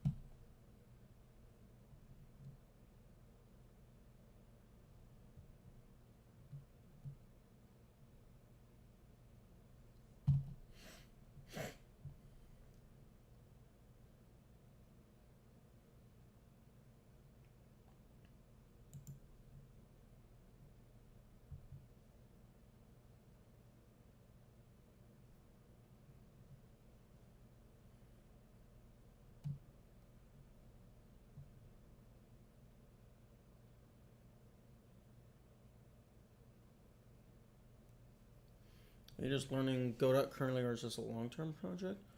I am currently. This is more or less just learning.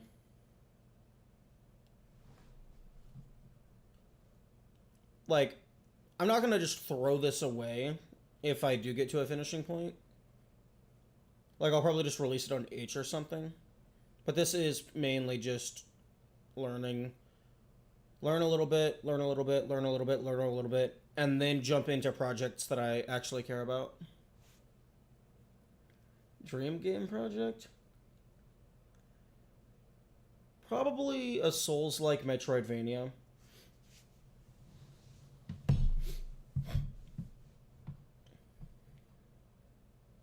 Because those are like my two favorite genres at the moment.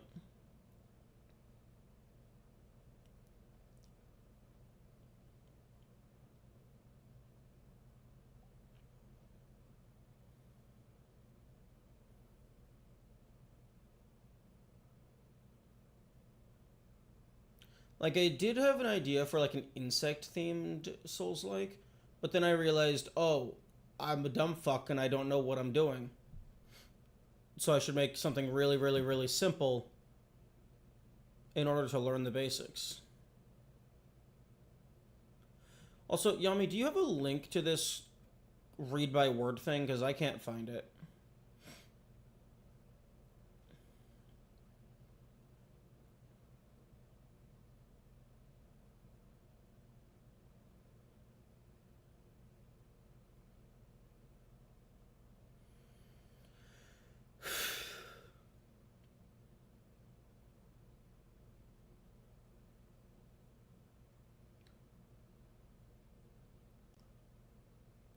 Ooh, a foot pedal for push to speak would be kind of nice.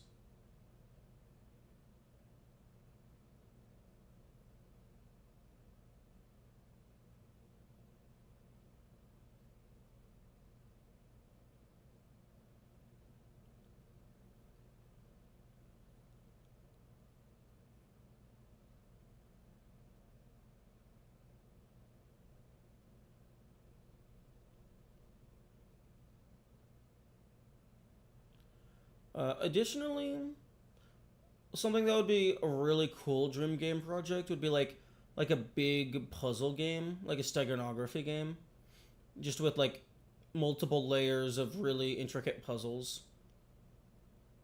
Like, I'm not sure I would be able to be really good at making puzzles, but I really love solving puzzles. So, like, one thing that I do is, like, whenever I'm playing games, if I think of something that would be cool, I, like, throw it in a pile of notes so that if I ever go to make a puzzle game for myself, I just have a bunch of inspiration that I can draw upon so that I'm not trying to pull ideas out of thin air. Around 40% of the US citizens lack functional literacy. They can read a couple words like an exit sign, but lack the ability to read a text and understand it. That sounds.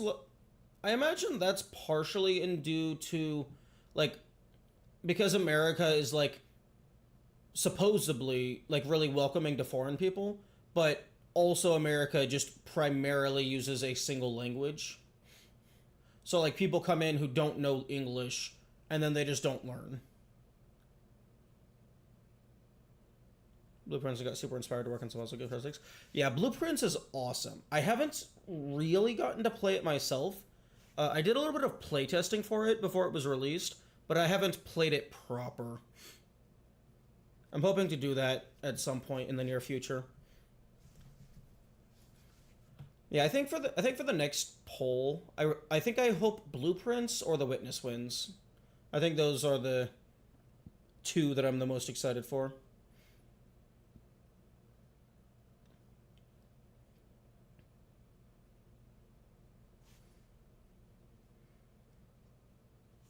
Reading on this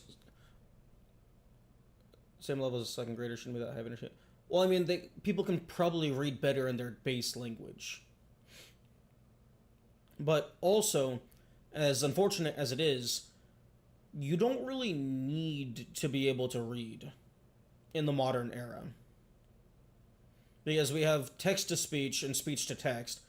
So it's super easy and lazy and convenient to just have the computers read it for you.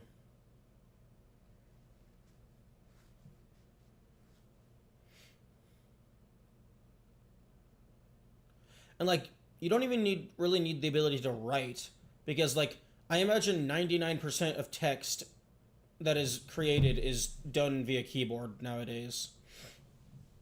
Like really the only time I ever physically write with like a pencil is if I'm just giving myself notes. And then I shove it in my pocket.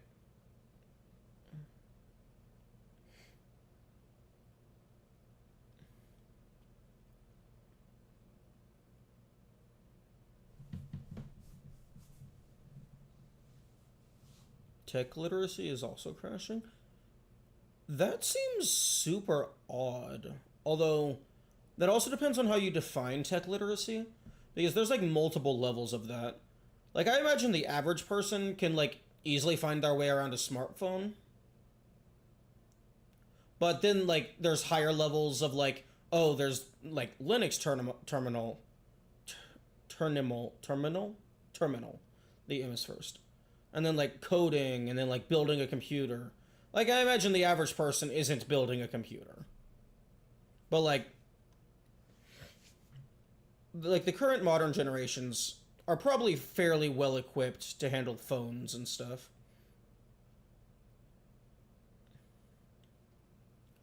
Like honestly, it would not surprise me if at some point handwriting is if it hasn't already is just removed from the education system entirely because it's vestigial. It's no longer needed. Like it's just a niche ability that it can be useful to have, but it's not a requirement anymore.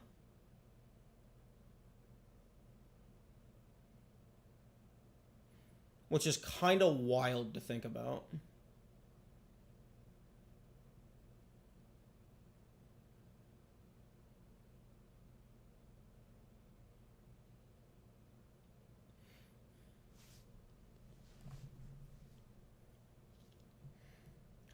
One of these days, I want to go through all my like game inspiration notes and stuff and like just sit down and organize them because my notes are not organized very well at all. I think that could make for a fun stream to just sit down and organize my notes. Because like I got stuff like this where it's like I just see a movie theater and I'm like, oh yep, that's a binary input. Isn't that just ADHD Gopher though? Order in the chaos? Possibly.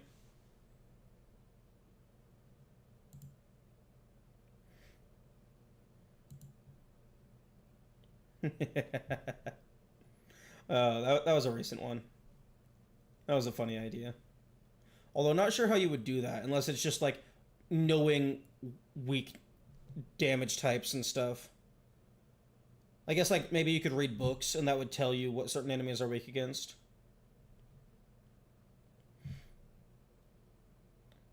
But yeah, I have like at least like 3 folders, like 2 to 3 folders of just game dev inspiration notes that I would like to sort by like category and stuff. Physically gain new attacks and skills by doing stuff the lore tells you to do. Ooh, I have no clue what it was called, but there was apparently a DS game a while back where it was like a magic dueling game, but in order to cast the spell, you had to physically draw the symbol.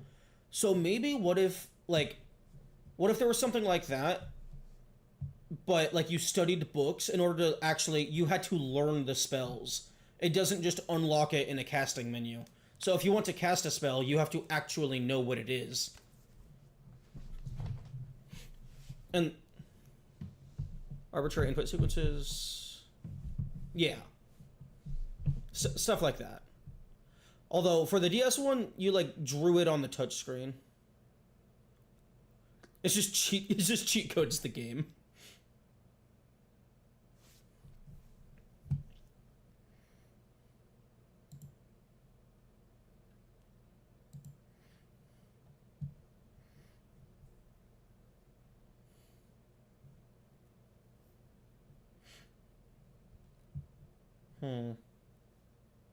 But yeah, I just see puzzles everywhere, which is kind of detrimental sometimes, especially if you're playing a game that is very much not a puzzle game.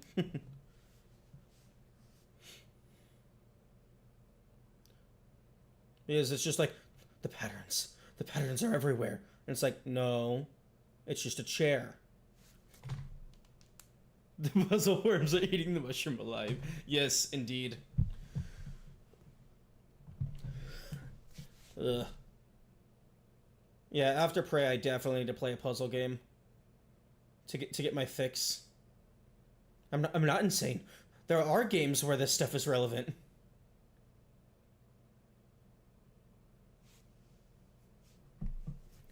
Although I think when I do end up going through and sorting this stuff, I think I'm gonna have this one like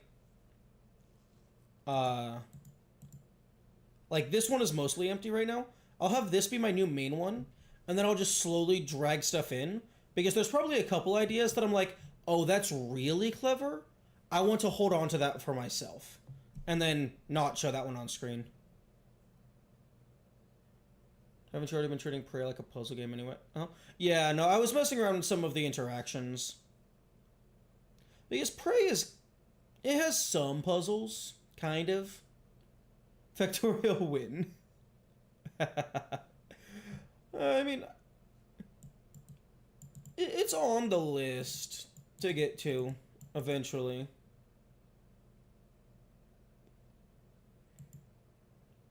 Although, I think I might go back to streaming on Fridays because I'm actually becoming aware of my finite lifespan because it's like, damn, these games are taking a decently long time, and there's a lot of games that I want to play. I need to be playing more than 2 days a week.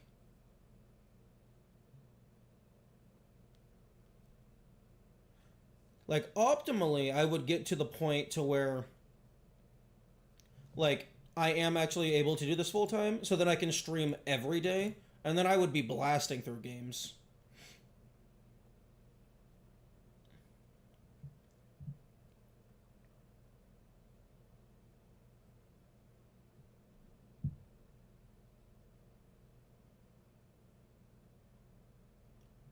Withdrawal symptoms from gaming? I don't know if it's withdrawal.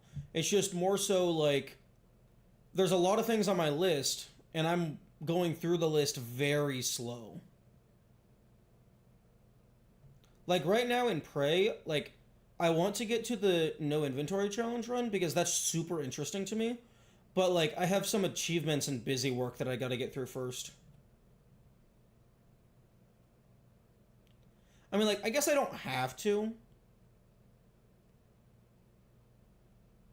Like they don't interest me as much, so I could just skip them.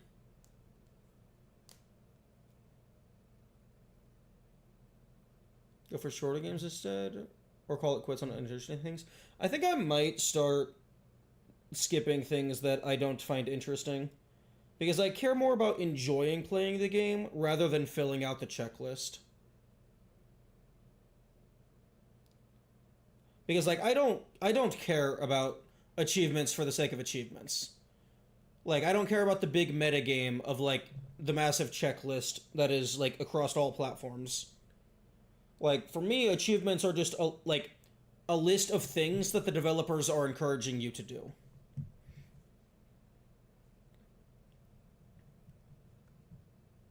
No. No, spoilers are cheating. And also just I genuinely feel like actually upset when people spoil shit. So like no.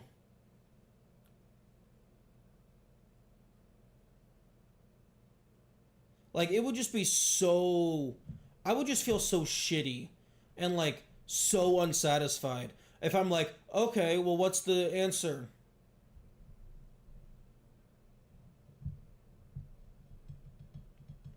Because then one, you're not working for anything. So there's no effort put in. And like you don't get to solve anything. And then like alternatively, if you're just like looking around a room and like you don't even know there's a puzzle and then someone comes in a chat, it's like, "Oh hey, look up in the fucking like third rack from the right. There's a passcode. You put in 11285." It's like, "Okay, I didn't even know that vault was there. Fuck you." And also like let me explore. Let me experience, let me play the game. Like like why are you watching somebody if you just want to see your actions flow through them? You should be watching somebody because you want to see how they play the game.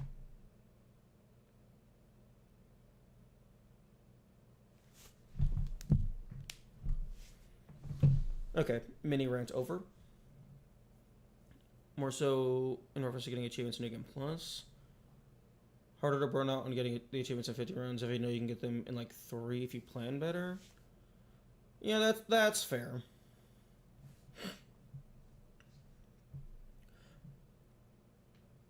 Yeah, I suppose like routing and stuff. That would be smart.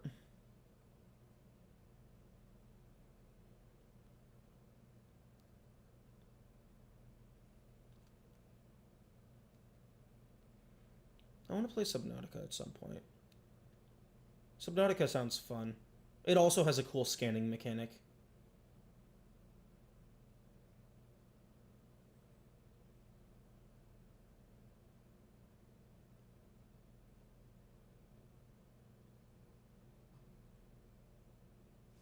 Also, this could dorelate to on or off.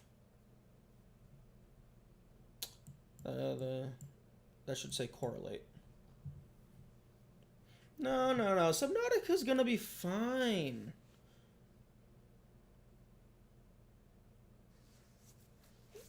5,000 hours. Yeah, no, I don't. I've seen a little bit of Subnautica, and I know a little bit of the lore, but like the map does feel very big from like the periodic stuff that I've seen.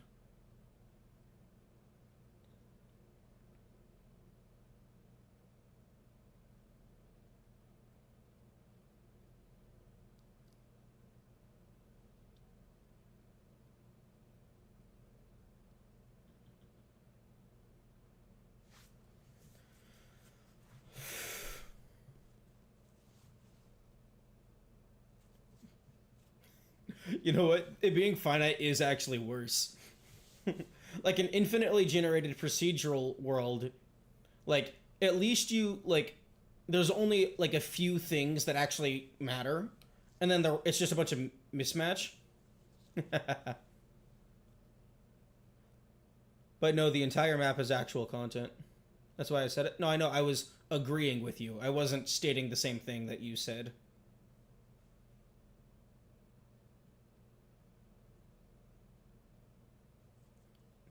Don't worry, I'll find everything. I'll just get out the digging tool and delete the entire map.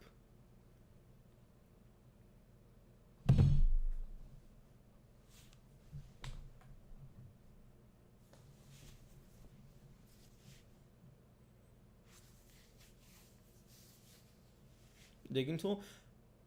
I'm pretty sure Subnautica has terraforming. Because, like, it makes it easier for the base building mechanics. Unless that was a mod.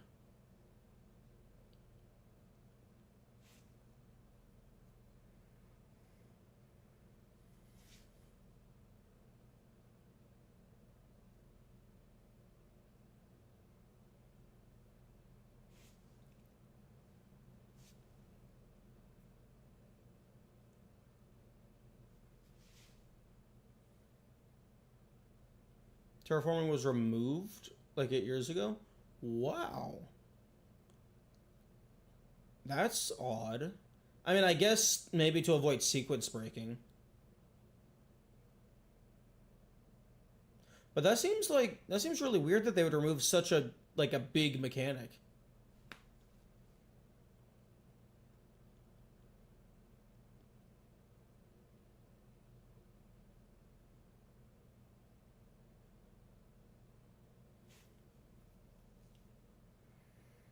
It was removed because it wasn't very polished and buggy. Yeah, I suppose that's fair.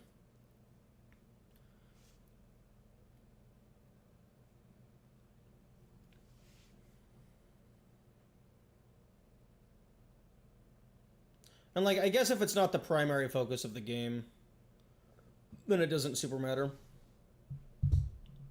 Only in beta and never made it to full release.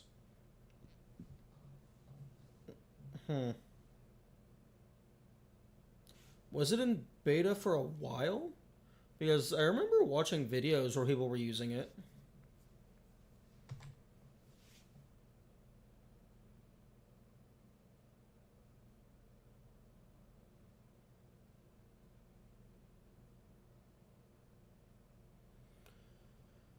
You could also find destruction fishes did not respect the changes. Oh. Oh, so like. Oh, so like the changed geometry would only be impacted to the player model?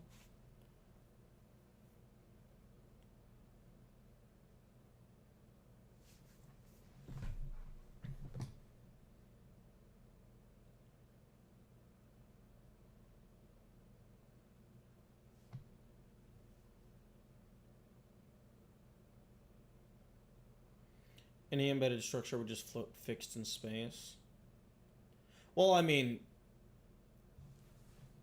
the naturally generating structures not falling according to gravity makes sense because that would be just a very big, impactful thing. But it is very odd that the like entity AI would not account for it.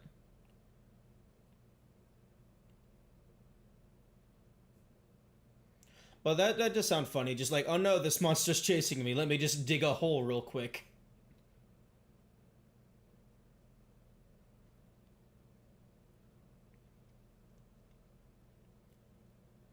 But yeah, no, like with the that game's gonna take 5,000 hours. Like if I'm streaming more days, then that's gonna allow me to get through it faster.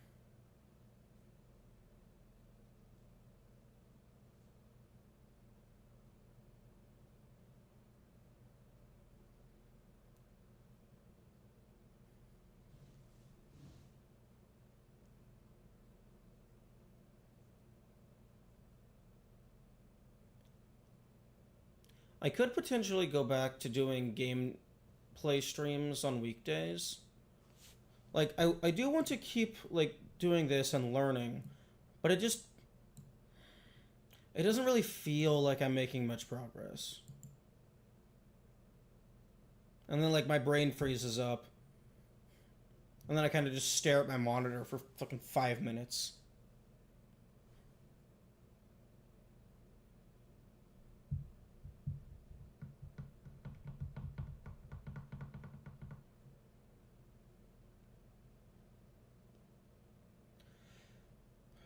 Like honestly, like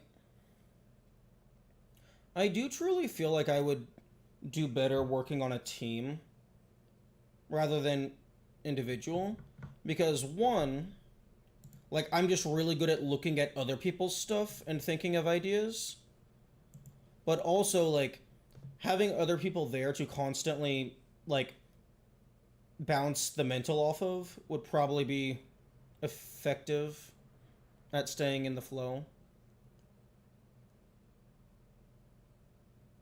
And then like alternatively, like maybe like instead of like trying to build my own game, I could be helping with somebody else's game. And then like they just tell me what to do and then like oh, I figure out how to do it rather than trying to come up with stuff on my own. More so that you're going without a goal.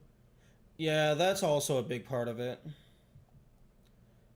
Because like trying to think of a destination from nothing is surprisingly difficult.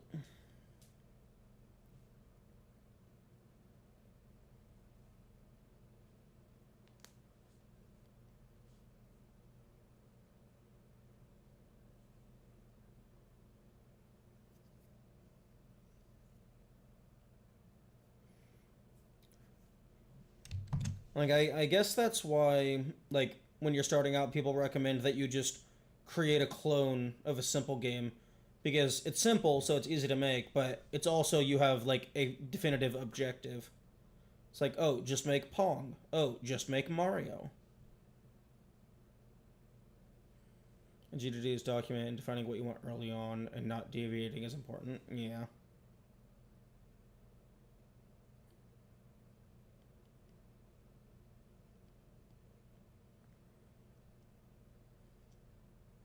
Rather than trying to make it up as you go.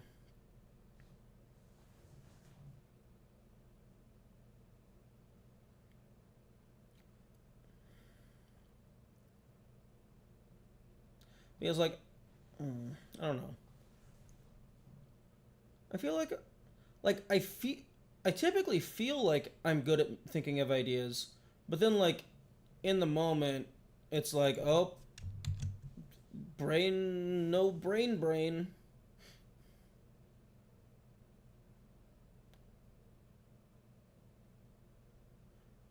You need a lot more flexibility and game experience to pull off making it up as you go. Yeah, I suppose that's fair. Like you have to know what you're doing before you can just go in without a plan because then you actually have the experience to be able to react to stuff in real time.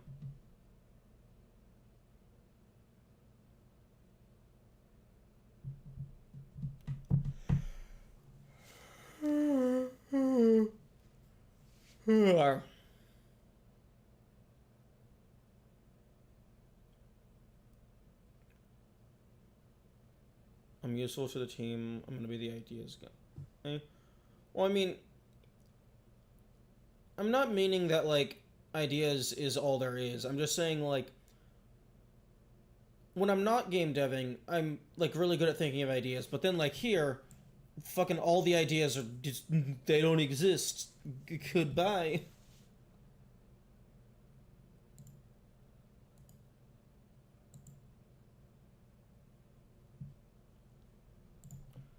Yeah, having the ideas work together is definitely a big part of it.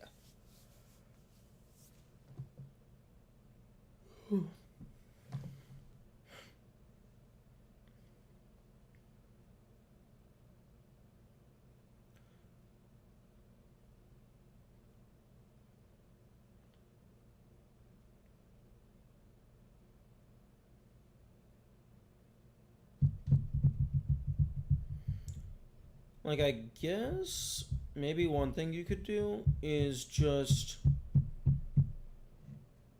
build the world as a whole, and then just like before you program anything, and just decide what all of the main mechanics are going to be. Like, I think that's what TC did for Hollow Knight. Like, they had like multiple iterations of the world map.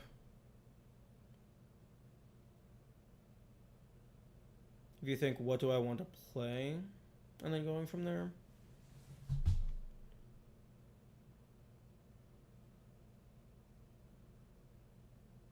Well, I mean, this I'm imagining is just like simple flash game where it's just like, oh, 3 optional collectibles, finish the level, and then there's 16 levels.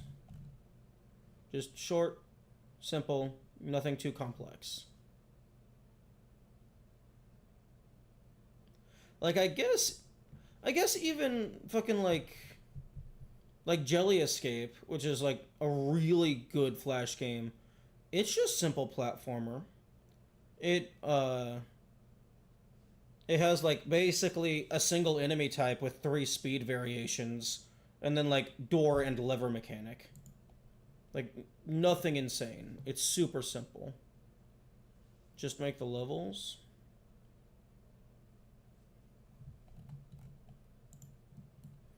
Yeah, I suppose. But I mean,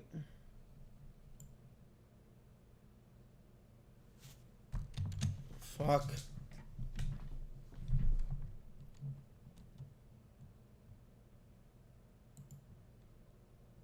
Like, fucking no brain idea. No, brain is not fucking doing anything.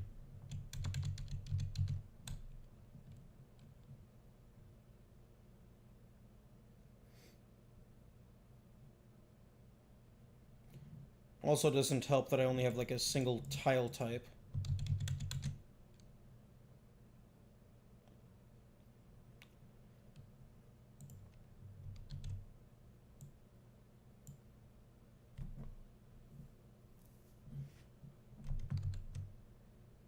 Starting it by game, very robust about defining gameplay loop.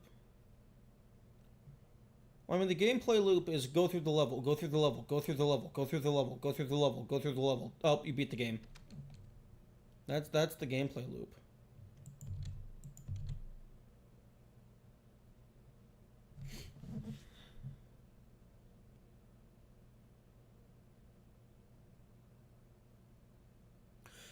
It also, like, one thing that I feel like having my headphones on without audio, that's just putting like weight on my head and neck, and then also like has like the internal ringing of like the seashell effect. You have a timer, is the idea to get through as fast as possible? No, the timer is just there for if you want to get through as fast as possible. You just put down the headphones. Yeah, I mainly just have the headphones so that I have the audio notification for when the ads start to play.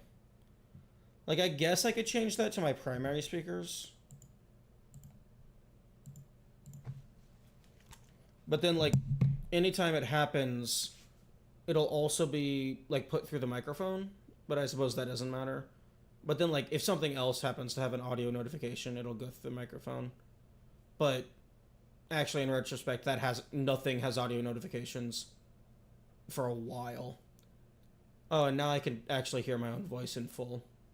So the headphones aren't muffling that, so that's interesting.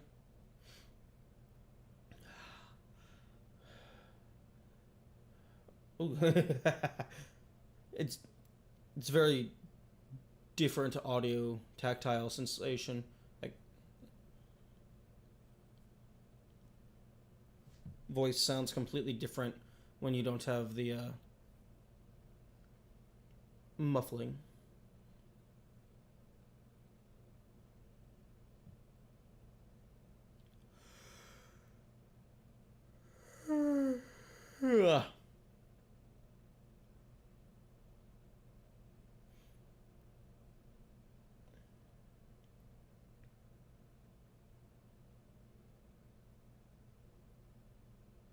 But yeah, as for the timer, like I don't necessarily know if like oh the idea is to go as fast as possible. I just want to include an in-game speedrun timer just for anyone who is interested in that.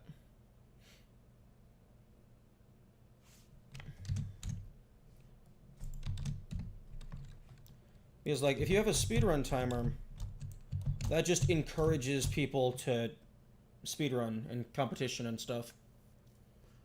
I was just including that because that's just a nice community feature.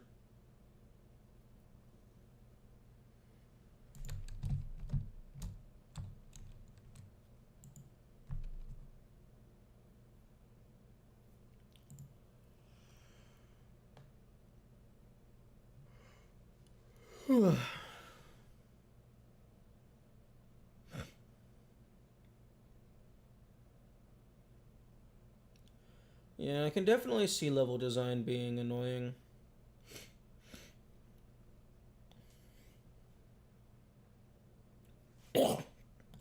Yeah.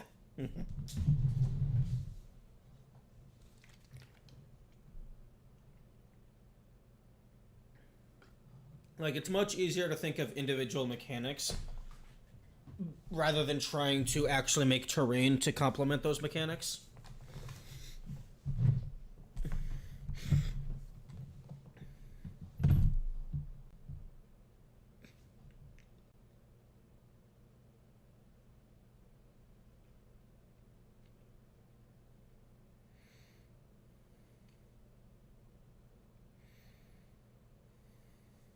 Hmm.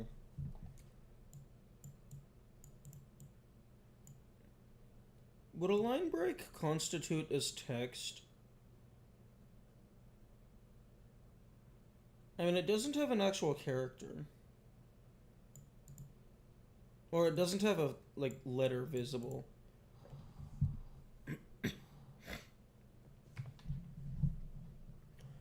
But a pushable block.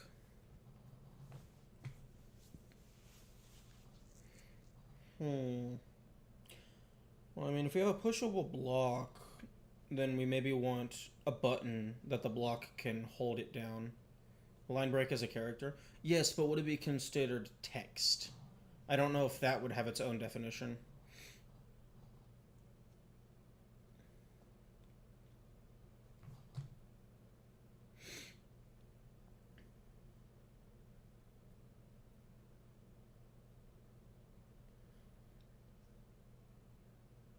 The absence of letters in a text is still part of the text. Otherwise, it would just be this. Yeah, I can see that. I guess I was just imagining text being like the visible characters. Because, like, if you're writing in like a book or something, the quote unquote line break is just you moving your hand down. That's not actually one of the things you're writing down.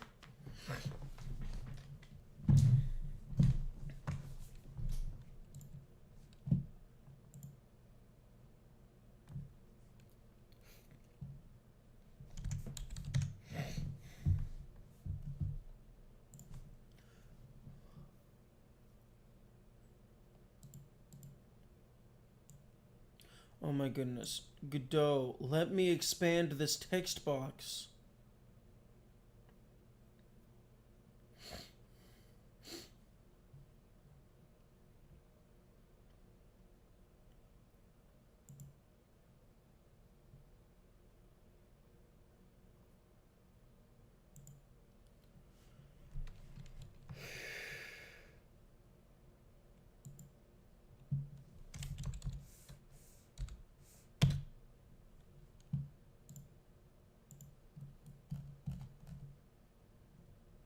Make it a soft body.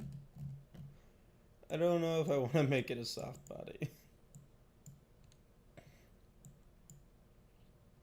Because then it's gonna be wibbling and wobbling, and like you won't be able to stand on it to use it as like a platform. Poo and chili.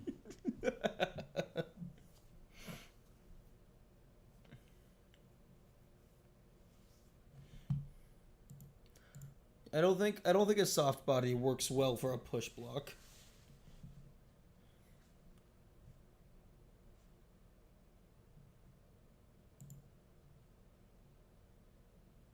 You can define how soft it is. Oh, we want a stiff shit.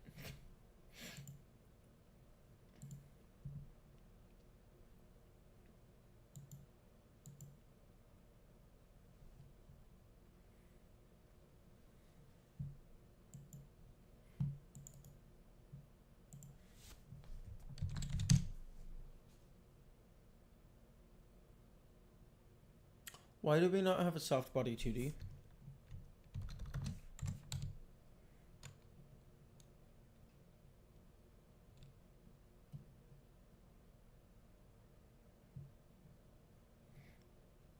I thought we did have a soft body 2D. I thought I pulled that up at one point.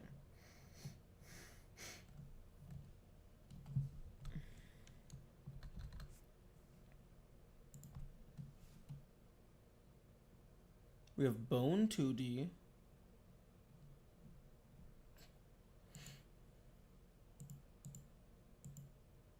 It's a plugin? Brother. Godot. Fucking push to master. Just add it. It won't break anything, I promise.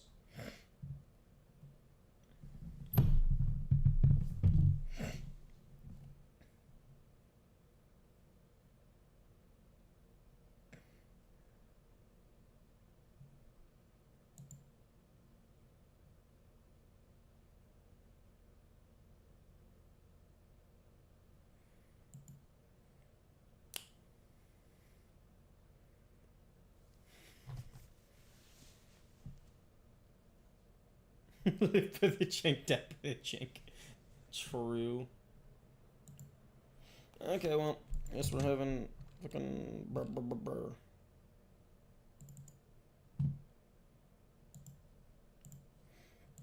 Okay.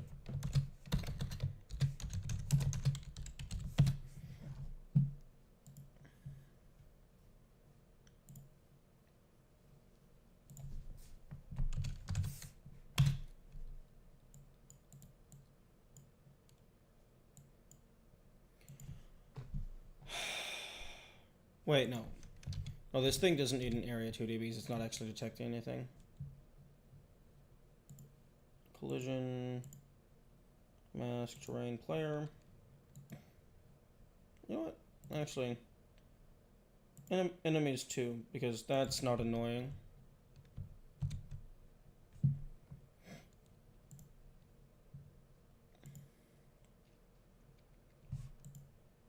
Wait a minute, hang on. Can I just...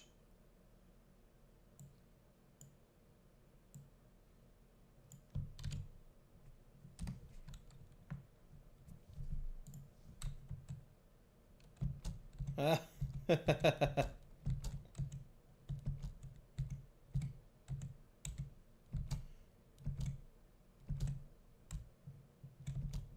It just works. 90 degrees offset from the direction you push it in? Well, I mean... Oh, it's gone. That would work in a... Like a Sakopan? The fucking block pushing game? That would be an interesting thing. Something that doesn't move in the orientation that you push it.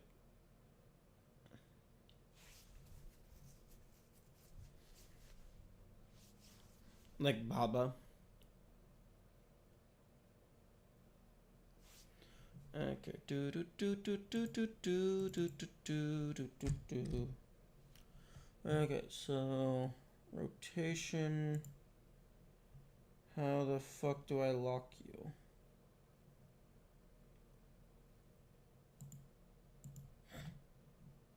I do not want you to be able to rotate along the Z. Lock rotation.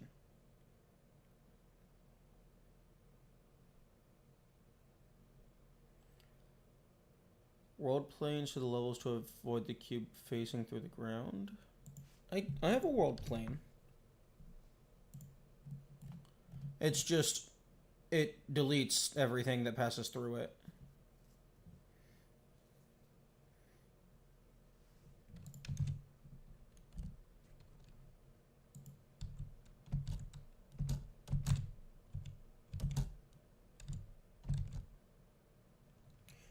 Why is the player not landing on it?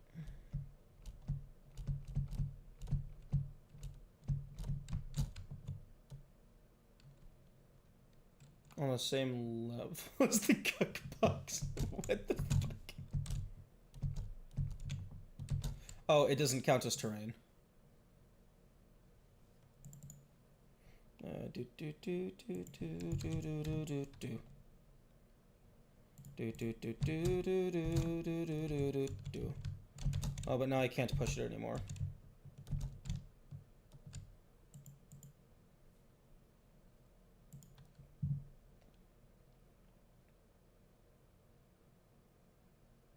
Fuck.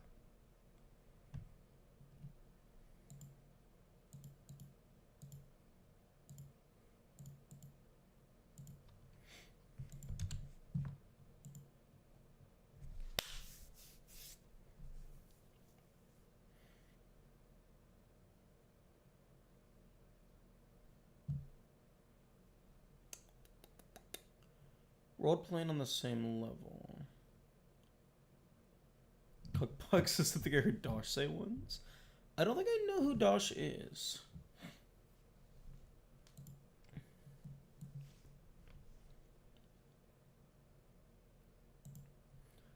Okay, what do you mean by the Factorio YouTuber? Oh, okay. I don't watch much Factorio stuff, so that would explain why I don't know them. What do you mean by world border on world plane on the same level?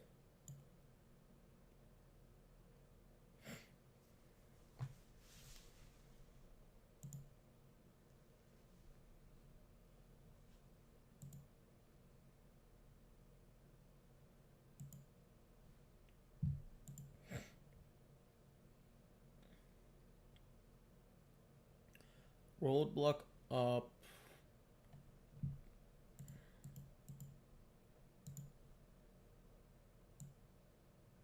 Like that?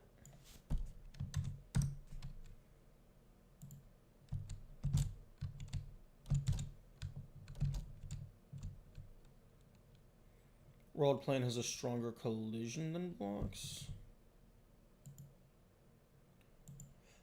The world oh no wait, this is a death plane. This basically just means anything below this, regardless of X position, triggers. It's just a kill box with a world boundary collision shape.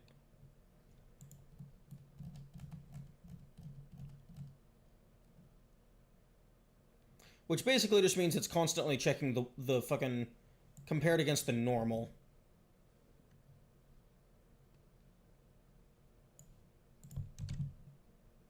And then I just gave it my universal kill box function.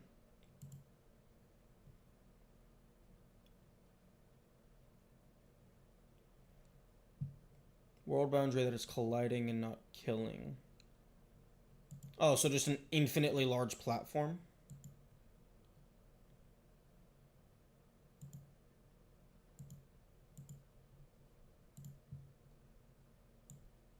Because this was meant to be like a failsafe for if you clipped out of the map.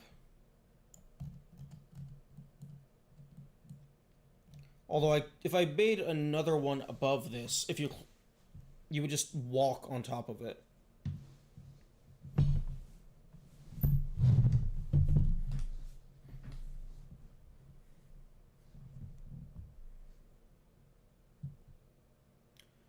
A world plane has a stronger collision because it doesn't care about speed or anything. It just always sets the position to be above, no matter what, as opposed to physics objects which can phase and squeeze.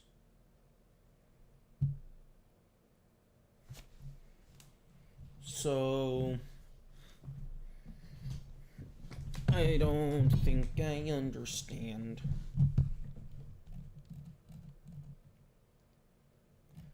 I Like, basically just like a trigger down here, so if the block falls out, it just teleports it back up.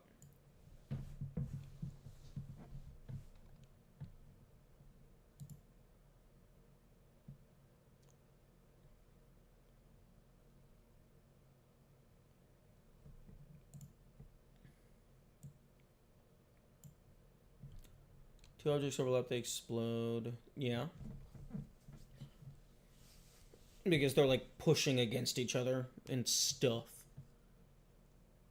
World plane. Why is that? Because it cannot be affected. Well, I mean, the world plane doesn't move because it doesn't have physics.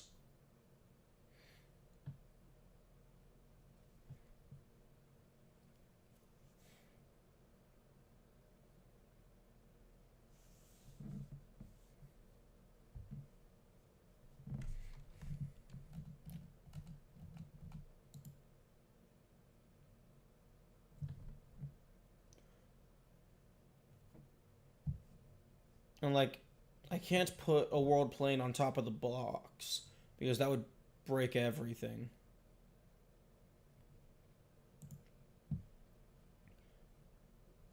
Like, if I add another collision shape and make that a world boundary.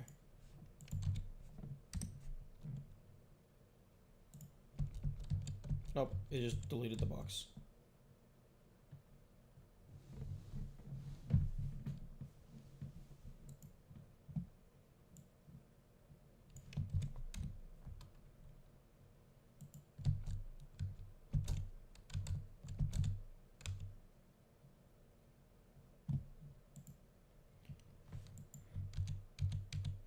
Oh, no, no, no. The issue wasn't that I pushed the block through previously. The issue was that I wasn't able to stand on top of it.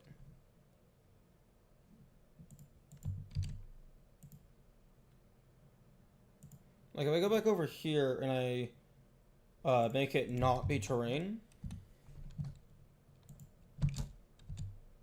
like, I can just phase through this entirely.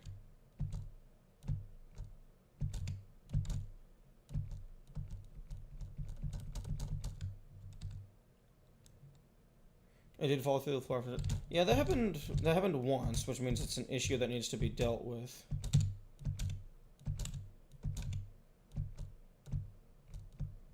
But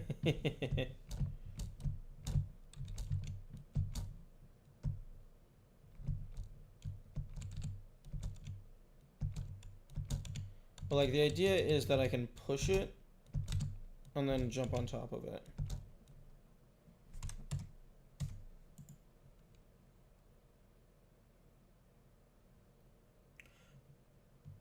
To add world borders surrounding the box. Okay, the way...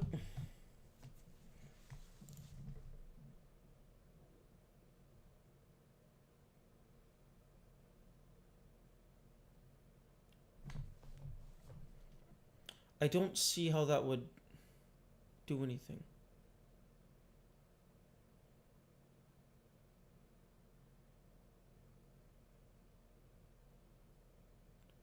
Because like a world boundary is just an infinitely large area.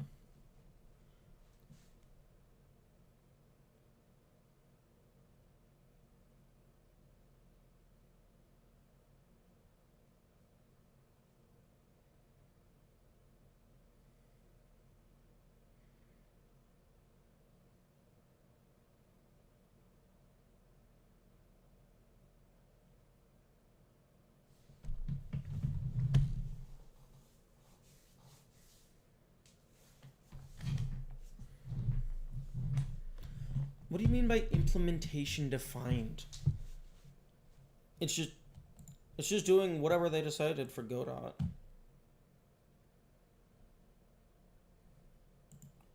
Although I don't know why setting this to terrain is preventing it from... It's harder to make an infinite area than just say... Well, no, that's an infinite area. You're just comparing, is this behind the normal? infinite because it's any point behind the normal.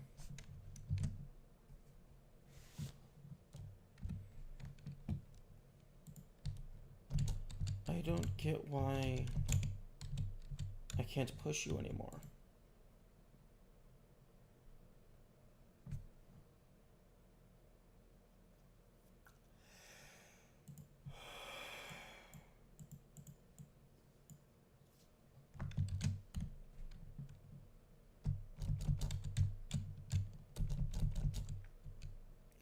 If the world boundary goes through physics calculations, it needs to be a properly defined object with infinite length.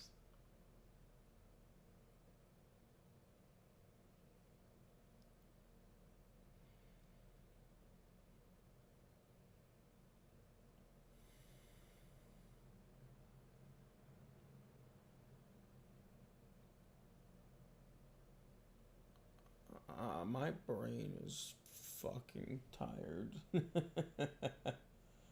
I'm like half following that. Why am I always so fucking tired during game dev streams? It's kind of bullshit. Not gonna lie.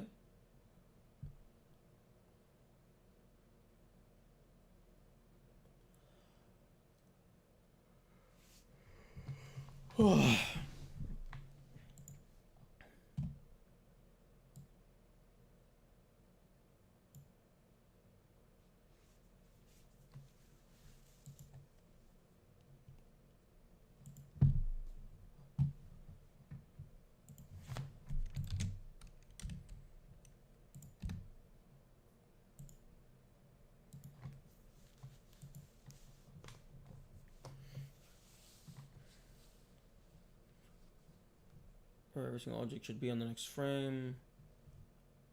So an airness, if y is greater than 0 equals 0.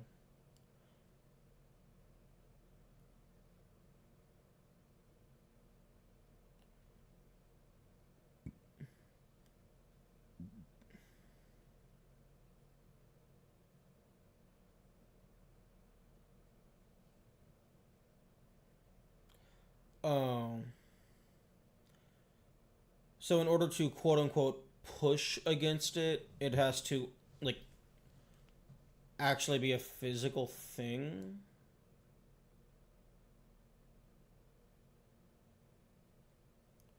Ads will begin playing in 1 minute. Oh, shut up. Ugh.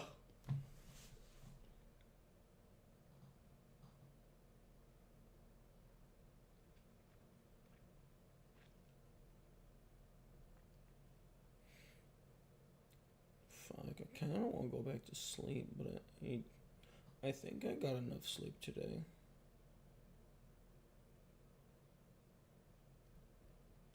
It'll be a block like any other with infinite length. Well, I mean, you can do that.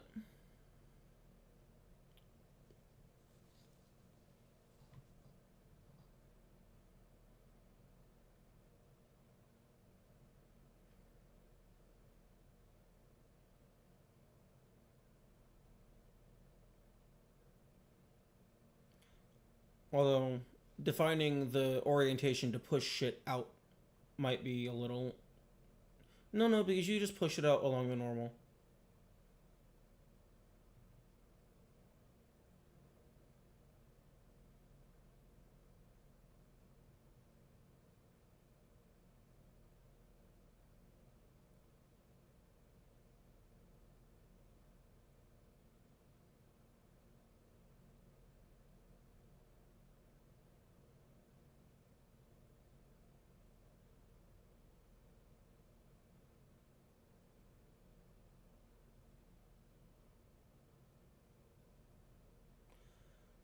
Here's what you do. If you want it to be a physics object, you make it a small block, and then if there is any object that happens to be past its point of reference, you just dynamically change Ads are it to now be big playing. enough.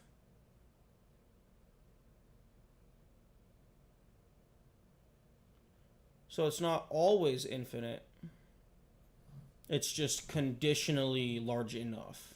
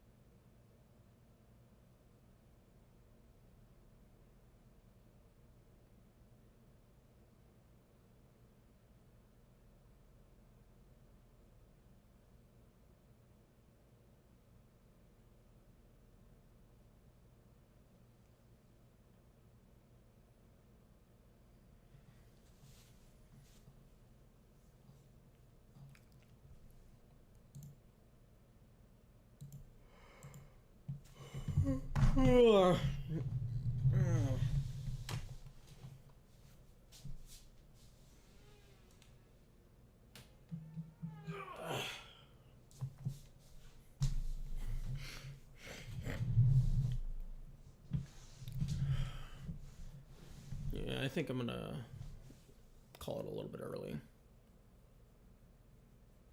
I did stand out in the heat for a little bit yesterday, so maybe I needed more sleep than anticipated.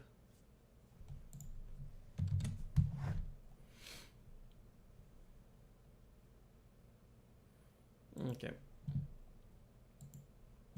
We will solve the block tomorrow.